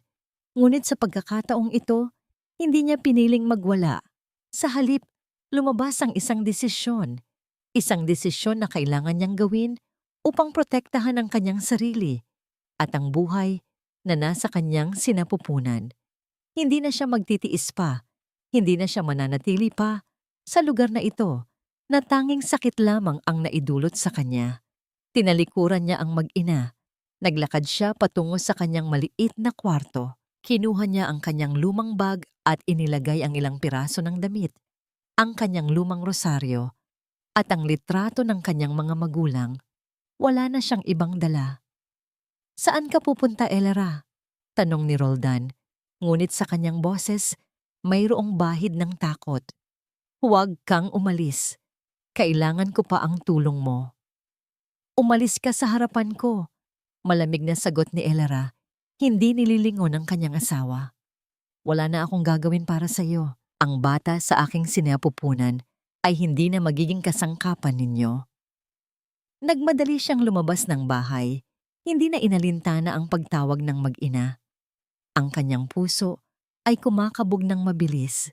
Ngunit sa pagkakataong ito, hindi lamang ito takot, kundi pati na rin ang isang bagong silang na pag-asa. Ang pag-asa na makalaya mula sa impyernong ito. Naglakad si Elara nang mabilis patungo sa 24 oras na bus station. Ang gabi ay madilim na at ang mga ilaw ng kalsada ay malabo na, tila nagmamadaling matapos ang kanilang trabaho. Ang kanyang huling sentimo ay ginamit niya upang makabili ng tiket patungong Maynila. Hindi niya alam kung saan siya pupunta. Hindi niya alam kung ano ang gagawin niya. Ngunit alam niya na kailangan niyang umalis. Ngunit bago pa man niya marating ang entrance ng bus station, isang matangkad na anino ang biglang humarang sa kanyang dadaanan. Si Marco. Nakatayo ito sa kanyang harapan. Ang kanyang mukha ay seryoso at ang kanyang mga mata ay matalim. Ang kanyang mga kamay ay nasa bulsa ng kanyang pantalon. "Saan ka pupunta?" ang tanong ni Marco. Ang kanyang boses ay hindi galit, ngunit puno ito ng isang emosyon na hindi kayang pangalanan ni Elara. "Kaya ka ba nagmamadali, Elara? Para sa kanya o para sa sarili mo?"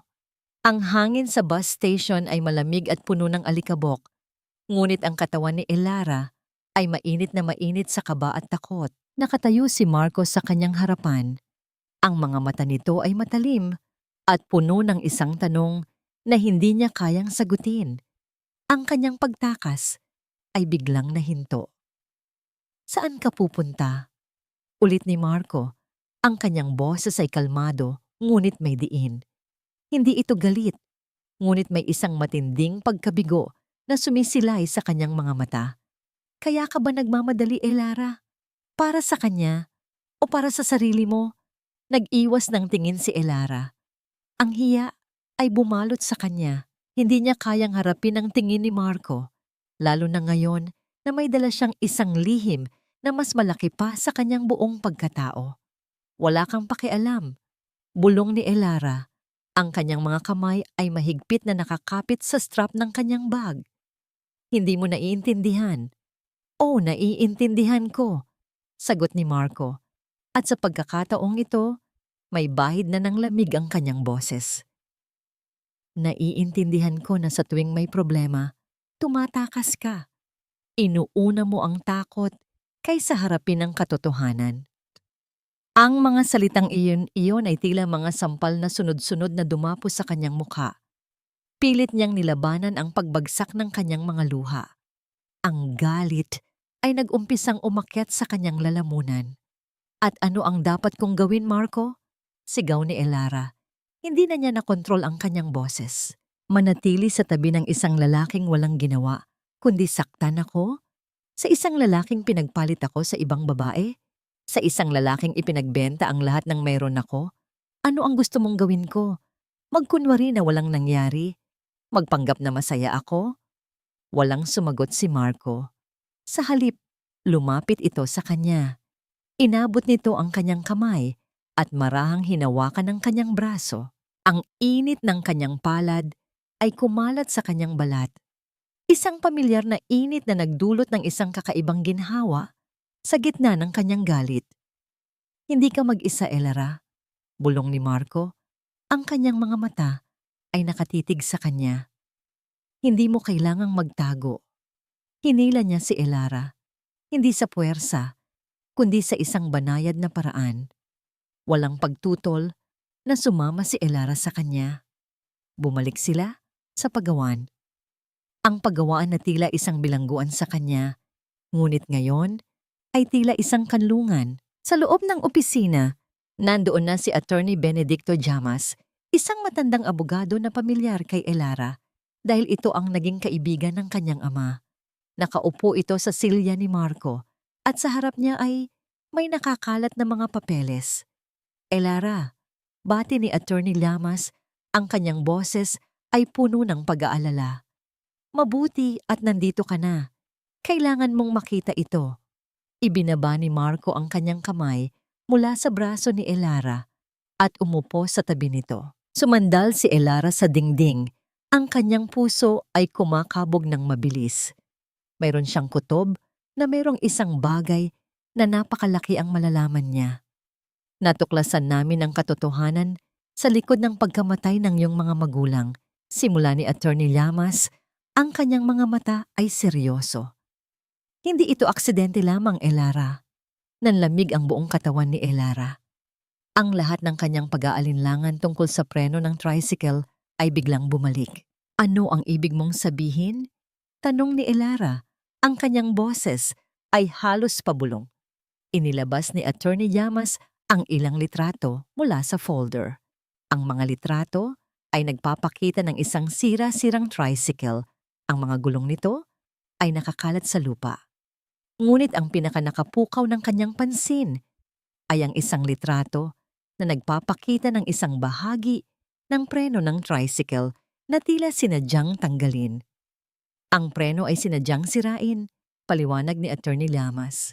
Ayon sa imbestigasyon ng pulisya, ang mga bahagi ng preno ay tinanggal at ipinagbili at meron kaming saksi na nagpatunay kung sino ang nagbenta ng mga piyesa.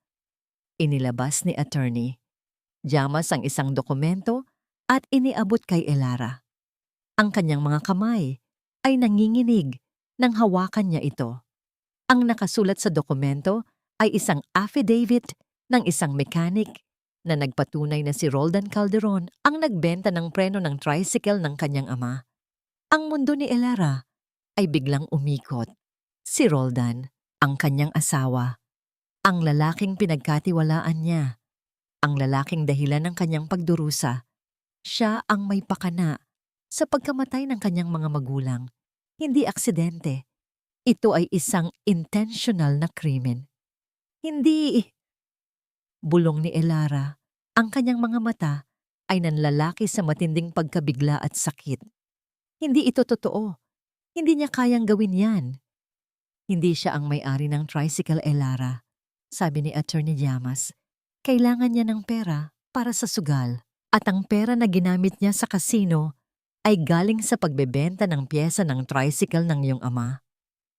Ang pagkaubos ng hininga, ang pagbagsak ng kanyang puso, ang pagdurugo ng kanyang kaluluwa, ang lahat ng sakit na naramdaman niya sa buong buhay niya ay hindi kasing sakit ng katotohanan na ito.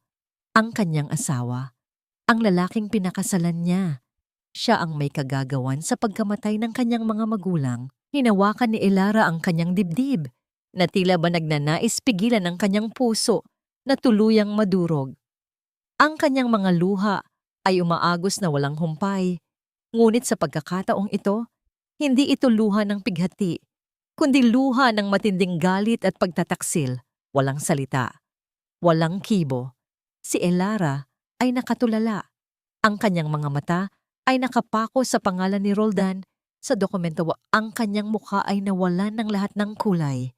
Sa sandaling iyon, ang Elara na mapagpasensya at mapagbigay ay namatay. Isang bagong Elara ang ipinanganak. Isang Elara na puno ng puot at katarungan. Walang sino man ang nagsalita sa silid. Hinayaan lamang nilang ang bigat ng katotohanan ang bumalot sa kanila. Si Marco ay hindi nagsalita. Tanging ang kanyang mainit na kamay lamang ang marahang humawak sa nanginginig na mga kamay ni Elara. Biglang nag-vibrate ang cellphone ni Marco sa ibabaw ng mesa. Kinuha niya ito at tinignan ng screen. Isang ngisi ang gumuhit sa kanyang mga labi. Roldan, sabi ni Marco.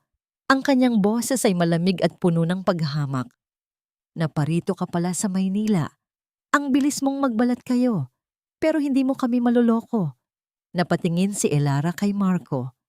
Ang kanyang mga mata ay puno ng katanungan. Ang silid ay binalot ng isang mabigat na katahimikan. Ang mga salita ni Attorney Llamas ay umalingaw-ngaw pa rin sa isipan ni Elara. Tila isang sumpa na hindi niya kayang kalimutan. Ang kanyang asawa, ang ama ng kanyang magiging anak, ay isang mamamatay tao. Ang katotohanan yun ay isang matalim na sibat na tumusok sa kanyang puso. Ang tawag ni Roldan kay Marco ay lalong nagpainit sa kanyang galit. May lakas pa siyang tumawag. May lakas pa siyang manguyam. Sino siya? Mahinang tanong ni Elara kay Marco. Ang kanyang boses ay garalgal. Tinitigan ni Marco si Elara at sa kanyang mga mata, nakita niya ang isang pag-aalala na hindi niya inasahan. Si Roldan. Akala niya ay kaya niya pa tayong lokohin. Pero tapos na ang kanyang laro. Ibinalik ni Marco ang kanyang atensyon kay Attorney Llamas. Kailangan nating kumilos. Hindi na tayo pwedeng maghintay pa. Tumango si Attorney Llamas. Bago pa man sila magplano, nilapitan niya si Elara. Ang matandang abogado ay tumingin sa kanya ng may pag-aalala. May isa pa akong kailangan mong malaman, Elara, tungkol kay Mr. Villamor. Napaangat ng tingin si Elara kay Marco at pagkatapos ay kay Attorney Llamas. Ang kanyang puso ay kumabog ng mabilis. Mayroon pa bang mas masakit na katotohanan ang kailangan niyang harapin? Si Marco? Simula ni Attorney Llamas, ang kanyang boses ay lumambot. Hindi siya ang masamang tao na iniisip mo. Hindi siya ang nagpasiya na kunin ang lupa ninyo. Sa katunayan, siya ang nagligtas nito. Nanlaki ang mga mata ni Elara. Ang lahat ng kanyang pagdududa, ang lahat ng kanyang galit kay Marco ay biglang gumuho. Anong ibig mong sabihin? Tanong ni Elara. Si Roldan ay hindi lamang kay Marco may utang, paliwanag ni Attorney Llamas. May utang din siya sa isang grupo ng mga loan sharks, mga taong mapanganib at walang awa. Noong malapit nang mawala ang lupa ninyo sa mga loan shark, si Mr. Villamor ang nagbayad ng utang ni Roldan sa kanila. Ginawa niya ito upang hindi tuluyang mawala ang inyong paggawaan at upang hindi masaktan ang iyong mga magulang. Napahawak si Elara sa kanyang bibig. Ang lahat ng kanyang pagdududa, ang lahat ng kanyang galit kay Marco ay biglang nawala na parang bula. Si Marco, ang lalaking akala niya ay masamang tao, ang lalaking kumuha ng lahat sa kanya, siya pala ang nagligtas sa kanila. Pero bakit? Bulong ni Elara, ang kanyang mga mata ay lumuluha na naman. Ngunit sa pagkakataong ito, hindi ito luha ng pighati, kundi ng matinding pagkabigla at pasasalamat. Ngumiti si Attorney Llamas. Kilala mo ba ang iyong ama, Elara? Kilala mo ba kung gaano siya kabait sa mga tao? Tumango si Elara. Ang kanyang ama ay isang mabuting tao. Isang taong handang tumulong sa sinuman kahit na wala siyang kapalit na hinihingi. Noong bata pa si Marco, patuloy ni Attorney Llamas, siya ay isang ulila, mahirap, at nagugutom sa kalye. Noong panahong iyon, ang iyong ama ang nagbigay sa kanya ng isang plato, ng kanin, at isang maliit na lalagyan ng bagoong. Ang simpleng kabutihang yon ang nagligtas sa buhay ni Marco. Napatingin si Elara kay Marco. Ang lalaki ay nakatayo sa isang sulok, nakatanaw sa labas ng bintana. Ang kanyang likod ay matatag, ngunit sa sandaling iyon, nakita ni Elara ang isang anino ng nakaraan. Isang maliit na batang lalaki na gutom at nag-iisa. Kaya bumalik ako dito, Elara, sabi ni Marco. Lumingon ito at tumingin sa kanya. Ang kanyang boses ay malalim at ang kanyang mga mata ay puno ng isang emosyon na hindi kayang ilarawan. Bumalik ako dito upang bayaran ang utang na loob ng iyong ama. Pero sa pagbalik ko, nakita ko ang isang babaeng mas karapat-dapat na iligtas kaysa sa isang paggawaan. Lumapit si Marco kay Elara. Ang bawat hakbang ay tila nagpapabilis ng tibok ng puso ng babae. Inilapit niya ang kanyang kamay at sa loob ng kanyang palad, mayroong isang maliit at kupas na laso na kulay asul. Iyon ang laso na laging nakatali sa buhok ni Elara noong bata pa siya. Ang laso na ibinigay sa kanya ng kanyang ina. Naalala mo ito? Tanong ni Marco. Ang kanyang mga mata ay matama na nakatitig sa kanya. Bata pa ako noon. Naglalaro ka sa labas ng paggawaan. Nahulog mo ito at pinulot ko. Inakala kong isa itong simpleng bagay lamang, pero naging simbolo ito ng kabutihan ng iyong pamilya para sa akin. Niyakap ni Elara ang kanyang sarili. Ang kanyang mga luha ay umaagos na walang humpay. Ang lahat ng kanyang pagdududa, ang lahat ng kanyang sakit, ang lahat ng kanyang galit ay naglaho. Pinalitan ito ng isang matinding pagmamahal at pasasalamat. Si Marco, ang taong akala niya ay kalaban, ang taong kinasusuklaman niya, siya pala ang kanyang tagapagligtas. Marco, ang kanyang boses ay nanginginig. Ang daming beses kong gustong umalis, Elara. Pagpapatuloy ni Marco, ang kanyang boses ay puno ng pighati. Ang dami kong dahilan para hayaan kang malugmok. Pero tuwing nakikita kita, tuwing nakikita ko ang iyong pagiging matatag, ang iyong pagmamahal sa iyong pamilya, hindi ko magawa.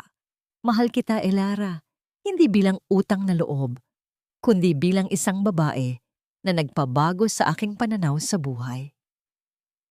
Inabot ni Marco ang kanyang kamay at marahang pinunasan ng luha sa pisngi ni Elara.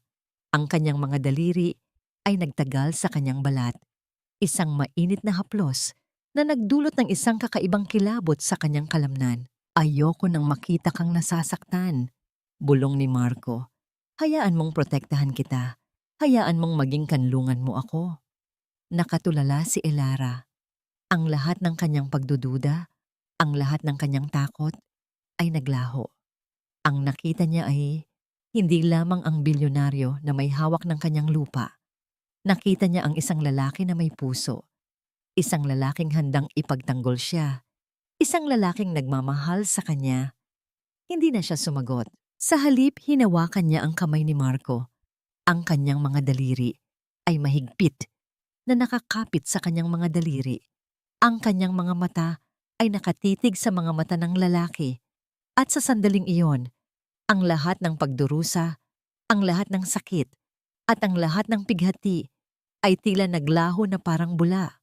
Ang naiwan lamang ay ang pagmamahal. Isang matinding pagmamahal na sumibol sa gitna ng unos. Biglang nag-vibrate muli ang cellphone ni Marco. Sino yan? Tanong ni Elara. Ang kanyang boses ay nagbago na. Puno ng isang bagong lakas. Tumayo si Marco at kinuha ang kanyang cellphone. Isang ngisi ang gumuhit sa kanyang mga labi. Si Roldan, sabi ni Marco. Ang kanyang boses ay malamig at puno ng paghamak. Naparito ka pala sa Maynila. Ang bilis mong magbalat kayo, pero hindi mo kami maloloko. Ang araw na yon ay sumikat nang may kakaibang pakiramdam. Ang hangin mula sa dagat ay hindi malamig. Ngunit ang katawan ni Elara ay nanginginig sa inaasahang paghaharap.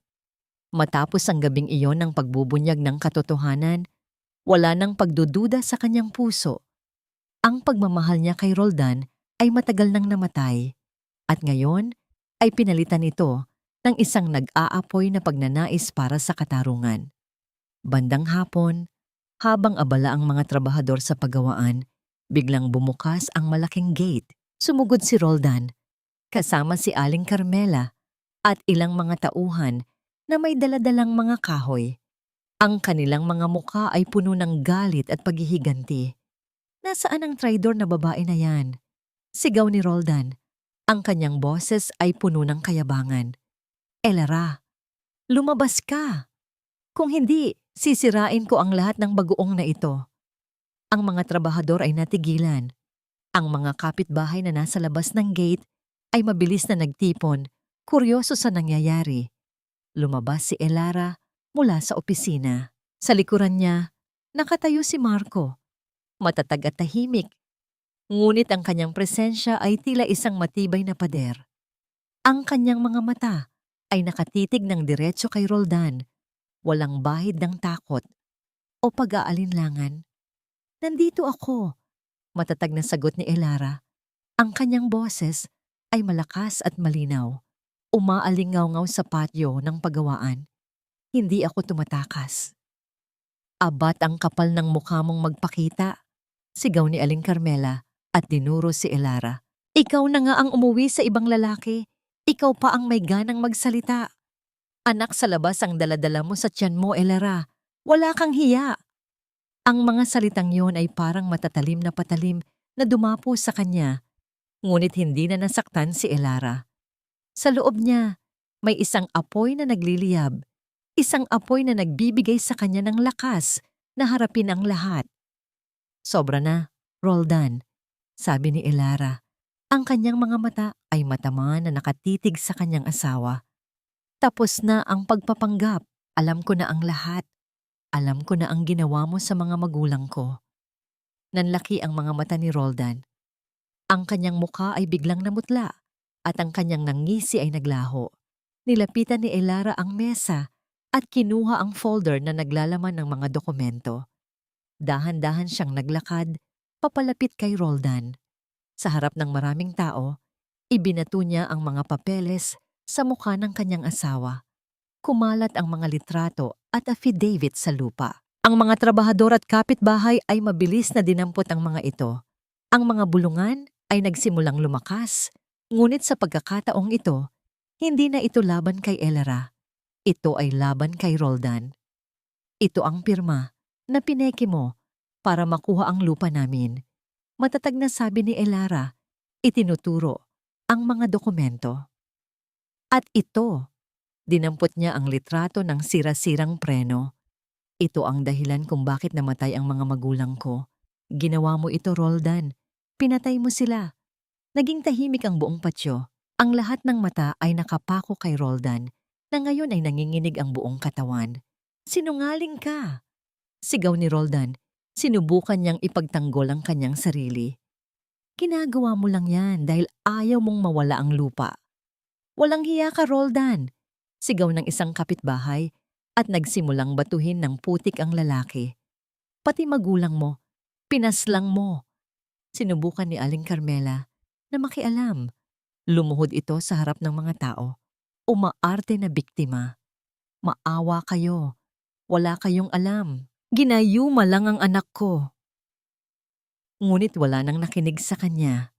Ang lahat ng mga tao ay nakita ang katotohanan. Biglang may umaling-aungaw na tunog ng sirena mula sa malayo. Isang sasakyan ng pulis ang huminto sa labas ng gate. Bumaba ang mga pulis, kasama si Attorney Llamas. Arestuhin niyo yan! Sigaw ni Attorney Llamas. Itinuturo si Roldan. May warrant of arrest siya para sa estafa at reckless imprudence resulting to homicide. Nanlaki ang mga mata ni Roldan. Pilit siyang tumakas. Ngunit mabilis siyang nahabol ng mga pulis. Kinapitan siya ng mga kamay ng batas at ang kanyang paglaban ay walang saysay. Ang kanyang mga kamay ay sinaputan ng posas at marahas siyang inilabas mula sa pagawaan. Si Aling Carmela, na kanina ay nagmamaktol, ay biglang lumuhod sa harap ni Elara. Hinawakan nito ang laylayan ng kanyang damit. Ang kanyang mukha ay puno ng luha. Elara, anak, parang awa mo na. Tulungan mo ang anak ko. Alam kong mabuti kang tao. Pagmamakaawa ng matanda. Patawarin mo na siya. Magbabago siya. Aalagaan ka namin ng anak mo. Tinignan ni Elara si Aling Carmela. Ang kanyang mukha ay walang emosyon. Dahan-dahan niyang inalis ang kamay ng matanda mula sa kanyang damit. Matagal na po akong namatay sa pamilya ninyo, Nay. Malamig na sagot ni Elara. At ang pagpapatawad ko? Para po yon sa sarili ko, hindi para sa inyo. Ang batas na po ang bahala sa inyo. Pagkatapos noon, tumalikod si Elara. Ngayon, ang kanyang mga mata ay hindi na puno ng luha. Ito ay puno ng isang bagong lakas, isang bagong pag-asa. Lumabas siya sa gate at kumuha ng isang dakok na asin mula sa bag na nasa gilid ng pintuan. Sa harap ng lahat ng tao, iwinasiwas niya ang asin sa paligid ng pagawaan, isang lumang ritual ng paglilinis mula sa masasamang espiritu. Ang mga butil ng asin ay kumalat sa lupa, tila nagpapahiwatig ng pagtatapos ng isang masamang kabanata. Ang mga tao ay nagsimulang magpalakpakan. Ang kanilang mga mukha ay puno ng paghanga at paggalang. Hindi na siya ang babaeng kinakawawa. Siya na ngayon ang babaeng lumaban at nanalo. Nang gabing iyon, sa ilalim ng buong buwan na sumisikat sa itaas ng dagat ng Leyte, nakatayo si Elara sa labas ng pagawaan, pinagmamasdan ng tahimik na karagatan. Ang hangin ay dahan-dahang humahaplos sa kanyang balat. Isang malumanay na pagmamahal mula sa kalikasan. Mula sa likuran niya, merong isang anino na lumapit. Si Marco. Hindi ito nagsalita. Lumapit lamang ito sa kanya at tumayo sa kanyang tabi. Pinagmamasdan din ang dagat. Nang lumingon si Elara sa kanya, lumuhod si Marco sa isang tuhod. Inilabas niya ang isang maliit na kahon na kulay velvet mula sa kanyang bulsa. Nang buksan niya ito, isang maliwanag na singsing na may brilyante ang kumikinang sa ilalim ng liwanag ng buwan. Elara, sabi ni Marco, ang kanyang boses ay puno ng pagmamahal at pag-asa. Huwag ka nang mag-isa. Maging asawa kita. Hayaan mong protektahan kita at ang ating magiging anak. Nakatitig si Elara sa singsing. Ang kanyang puso ay kumabog ng napakabilis. Ito ang sandali na matagal na niyang pinangarap. Ang kaligayahan ay bumalot sa kanya, ngunit kasabay nito, mayroong isang pag-aalinlangan. Ang singsing ay kumikinang sa ilalim ng buwan. Ang bawat brilyante ay tila bituin na kumakatawan sa isang pangako.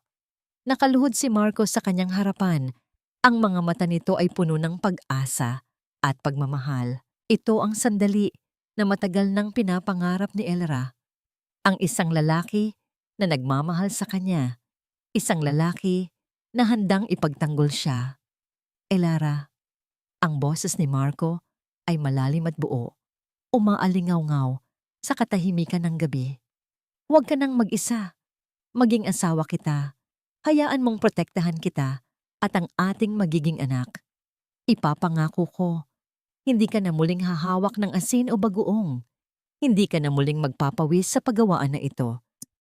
Ang mga luha ni Elara ay umagos na naman, ngunit sa pagkakataong ito, hindi ito luha ng pighati, kundi ng matinding kaligayahan. Isang kaligayahan na hindi niya inakala na mararamdaman niya pagkatapos ng lahat ng kanyang pinagdaanan. Ang lahat ng hirap, sakit, at pagdurusa ay tila naglaho sa isang sandali. Subalit sa gitna ng kanyang kaligayahan, may isang maliit na tinig sa loob niya ang nagsalita. Isang tinig na nagsasabing hindi niya pwedeng basta na lang tanggapin ang alok na yon. Hindi niya pwedeng lumipat mula sa isang bilangguan patungo sa isang ginintuang hawla. Kailangan niyang patunayan ang kanyang sarili. Kailangan niyang patunayan na siya ay higit pa sa isang babaeng kinakawawa. Higit pa sa isang babaeng kailangang iligtas.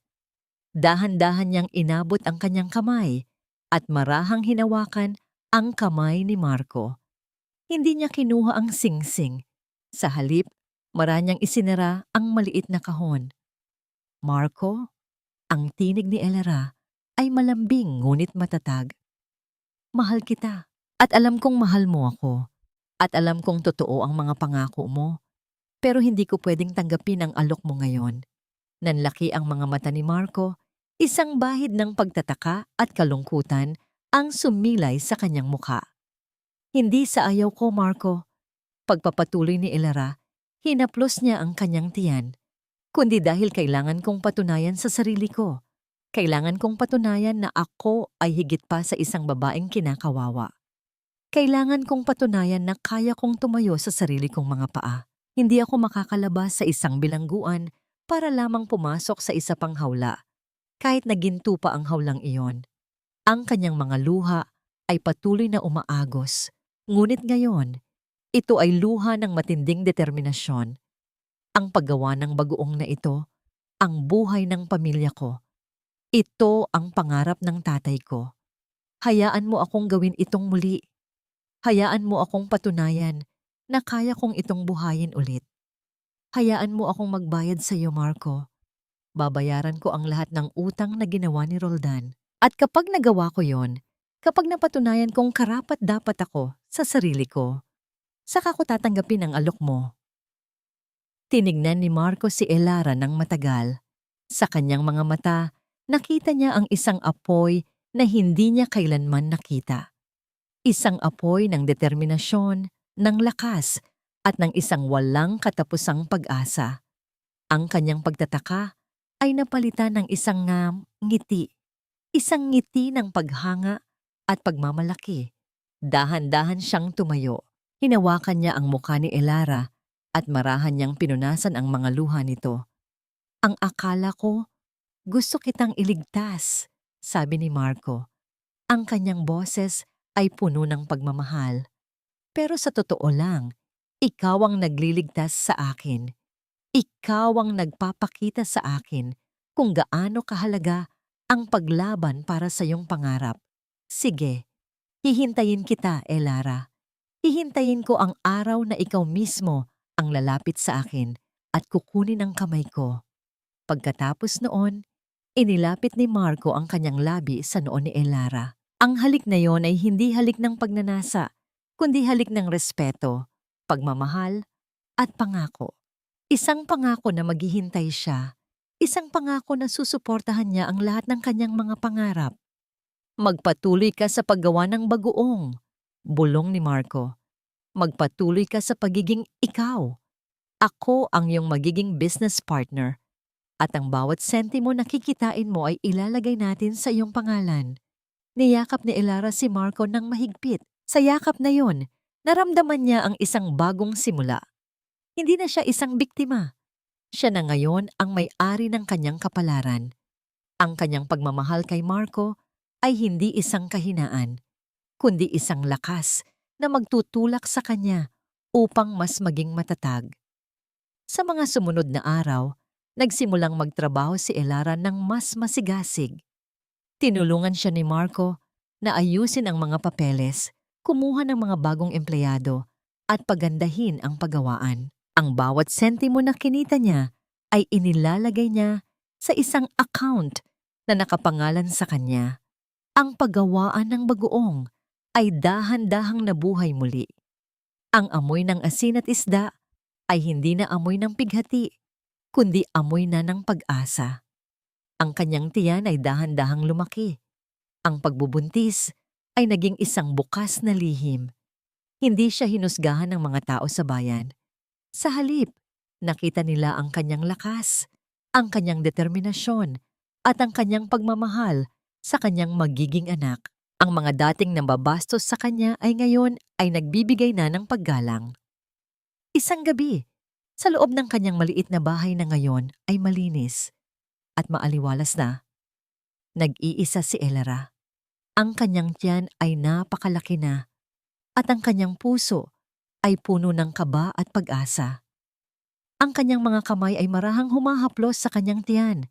Naramdaman niya ang maliliit na paggalaw ng sanggol sa loob niya. Ang sanggol na ito ang simbolo ng kanyang bagong simula, ang simbolo ng kanyang pag-asa, at ang simbolo ng kanyang pagmamahal.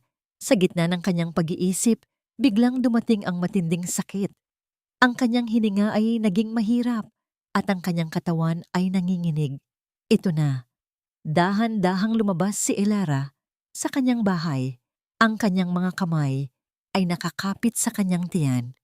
Ang buwan ay bilog na bilog sa kalangitan at ang hangin mula sa dagat ay malumanay na humahaplos sa kanya. Marco, ang kanyang tinig ay mahina, ngunit puno ng matinding pangangailangan. 3 taon na ang lumipas. Ang maliit na paggawaan ng bagoong sa gilid ng dagat sa Leyte ay hindi na tulad ng dati. Sa halip na maging isang lugar ng pighati, ito ay naging isang maunlad na kooperatiba na nagbibigay ng trabaho at pag-asa sa mga kababaihang biktima ng pang-aabuso. Ang amoy ng asin at isda ay hindi na amoy ng kahirapan, kundi amoy ng paglago at bagong buhay. Ang pangalan ni Elara ay hindi na binabanggit ng may pangungutya, kundi may paggalang at paghanga. Siya ang babaeng hindi sumuko. Siya ang babaeng lumaban at nanalo. Isang araw, habang abala si Elara sa pag-aayos ng mga dokumento sa opisina, napansin niya ang isang matandang babae na nakaupo sa labas ng kooperatiba, namumulot ng mga tirang isda sa gilid ng dagat. Ang matandang babae ay payat at tila matamlay. Ang kanyang mga mata ay puno ng lungkot. Si Aling Carmela. Hindi na nag-init ang dugo ni Elara. Wala na siyang galit, wala na siyang puot. Ang nakita niya ay isang matandang babae na nag-iisa at nagugutom. Dahan-dahan siyang lumapit sa tindahan sa kanto at bumili ng isang supot ng bigas at dilatang sardinas. Walang imik, inilagay niya ito sa tabi ng matanda at naglakad palayo. Hindi na siya lumingon. Ang pagpapatawad ay hindi nangangahulugang kalimutan ang lahat.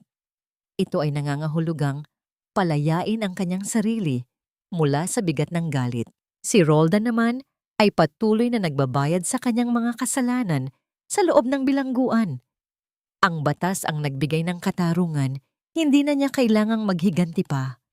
Sa hapon na yon, sa gilid ng dagat, nakaupo si Elera sa isang maliit na bangko na gawa sa kahoy. Sa kanyang kandungan, nakaupo ang isang batang babae na kasing ganda ng buwan, si Lunaria. Ang kanyang buhok ay kulot at ang kanyang mga mata ay kumikinang sa tuwa habang naglalaro siya ng buhangin. Ang tawa ni Lunaria ay tila musika sa pandinig ni Elara, isang paalala ng lahat ng kanyang pinaghirapan. Dumating si Marco, hindi na ito nakasuot ng mamahaling suit, kundi isang simpleng puting linen shirt at shorts na tila ba naging isa na siya sa mga taga roon. Yumuko ito at marahang hinalikan ang noo ni Elara at pagkatapos ay ginulo ang buhok ni Lunaria. "Namiss ka namin, tatay," sabi ni Lunaria at niyakap ng mahigpit ang kanyang ama. Ngumiti si Marco. Ang kanyang mga mata ay puno ng pagmamahal. Inilabas niya ang isang maliit na kahon mula sa kanyang bulsa. Hindi ito ang kahon ng brilyante na ibinigay niya noon. Ito ay isang singsing na gawa sa pinagsama-samang damo ng dagat. Simpleng-simple, ngunit puno ng kahulugan. "Elera," ang boses ni Marco ay malambing at puno ng pag-asa. "Ngayon, wala ka ng utang. Ang paggawaan ay sayo na. Napatunayan mo na ang lahat ng gusto mong patunayan. Ngayon, handa ka na bang sumama sa akin? Hindi bilang isang iniligtas na babae, kundi bilang kapareha ko sa buhay." Nangingilid ang mga luha sa mga mata ni Elera. Sa loob ng 3 taon, siya ay nagtrabaho ng husto. Nagbayad siya ng lahat ng utang. Nagtagumpay siya. At ngayon, sa harap niya, nakaluhod ang lalaking nagmamahal sa kanya, hindi dahil sa utang na loob, kundi dahil sa kung sino siya. "Yes." Ang kanyang boses ay nanginginig, ngunit matatag. "Yes, Marco. Payag na ako." Kinuha niya ang singsing mula sa kamay ni Marco at isinuot ito sa kanyang daliri. Ang simpleng singsing na yon ay mas mahalaga pa kaysa sa anumang brilyante. Ito ang simbolo ng kanyang kalayaan, ng kanyang lakas, at ng kanyang pagmamahal. Niyakap ni Marco si Elera ng mahigpit at kasabay nito, niyakap din niya si Lunaria. Ang kanilang pamilya ay buo na. Ang 3 taon ng paghihintay ay sulit. Sa ilalim ng pulang-pulang sikat ng araw, ang kanilang mga katawan ay nagdikit-dikit. Isang perpektong larawan ng pagmamahal at pag-asa.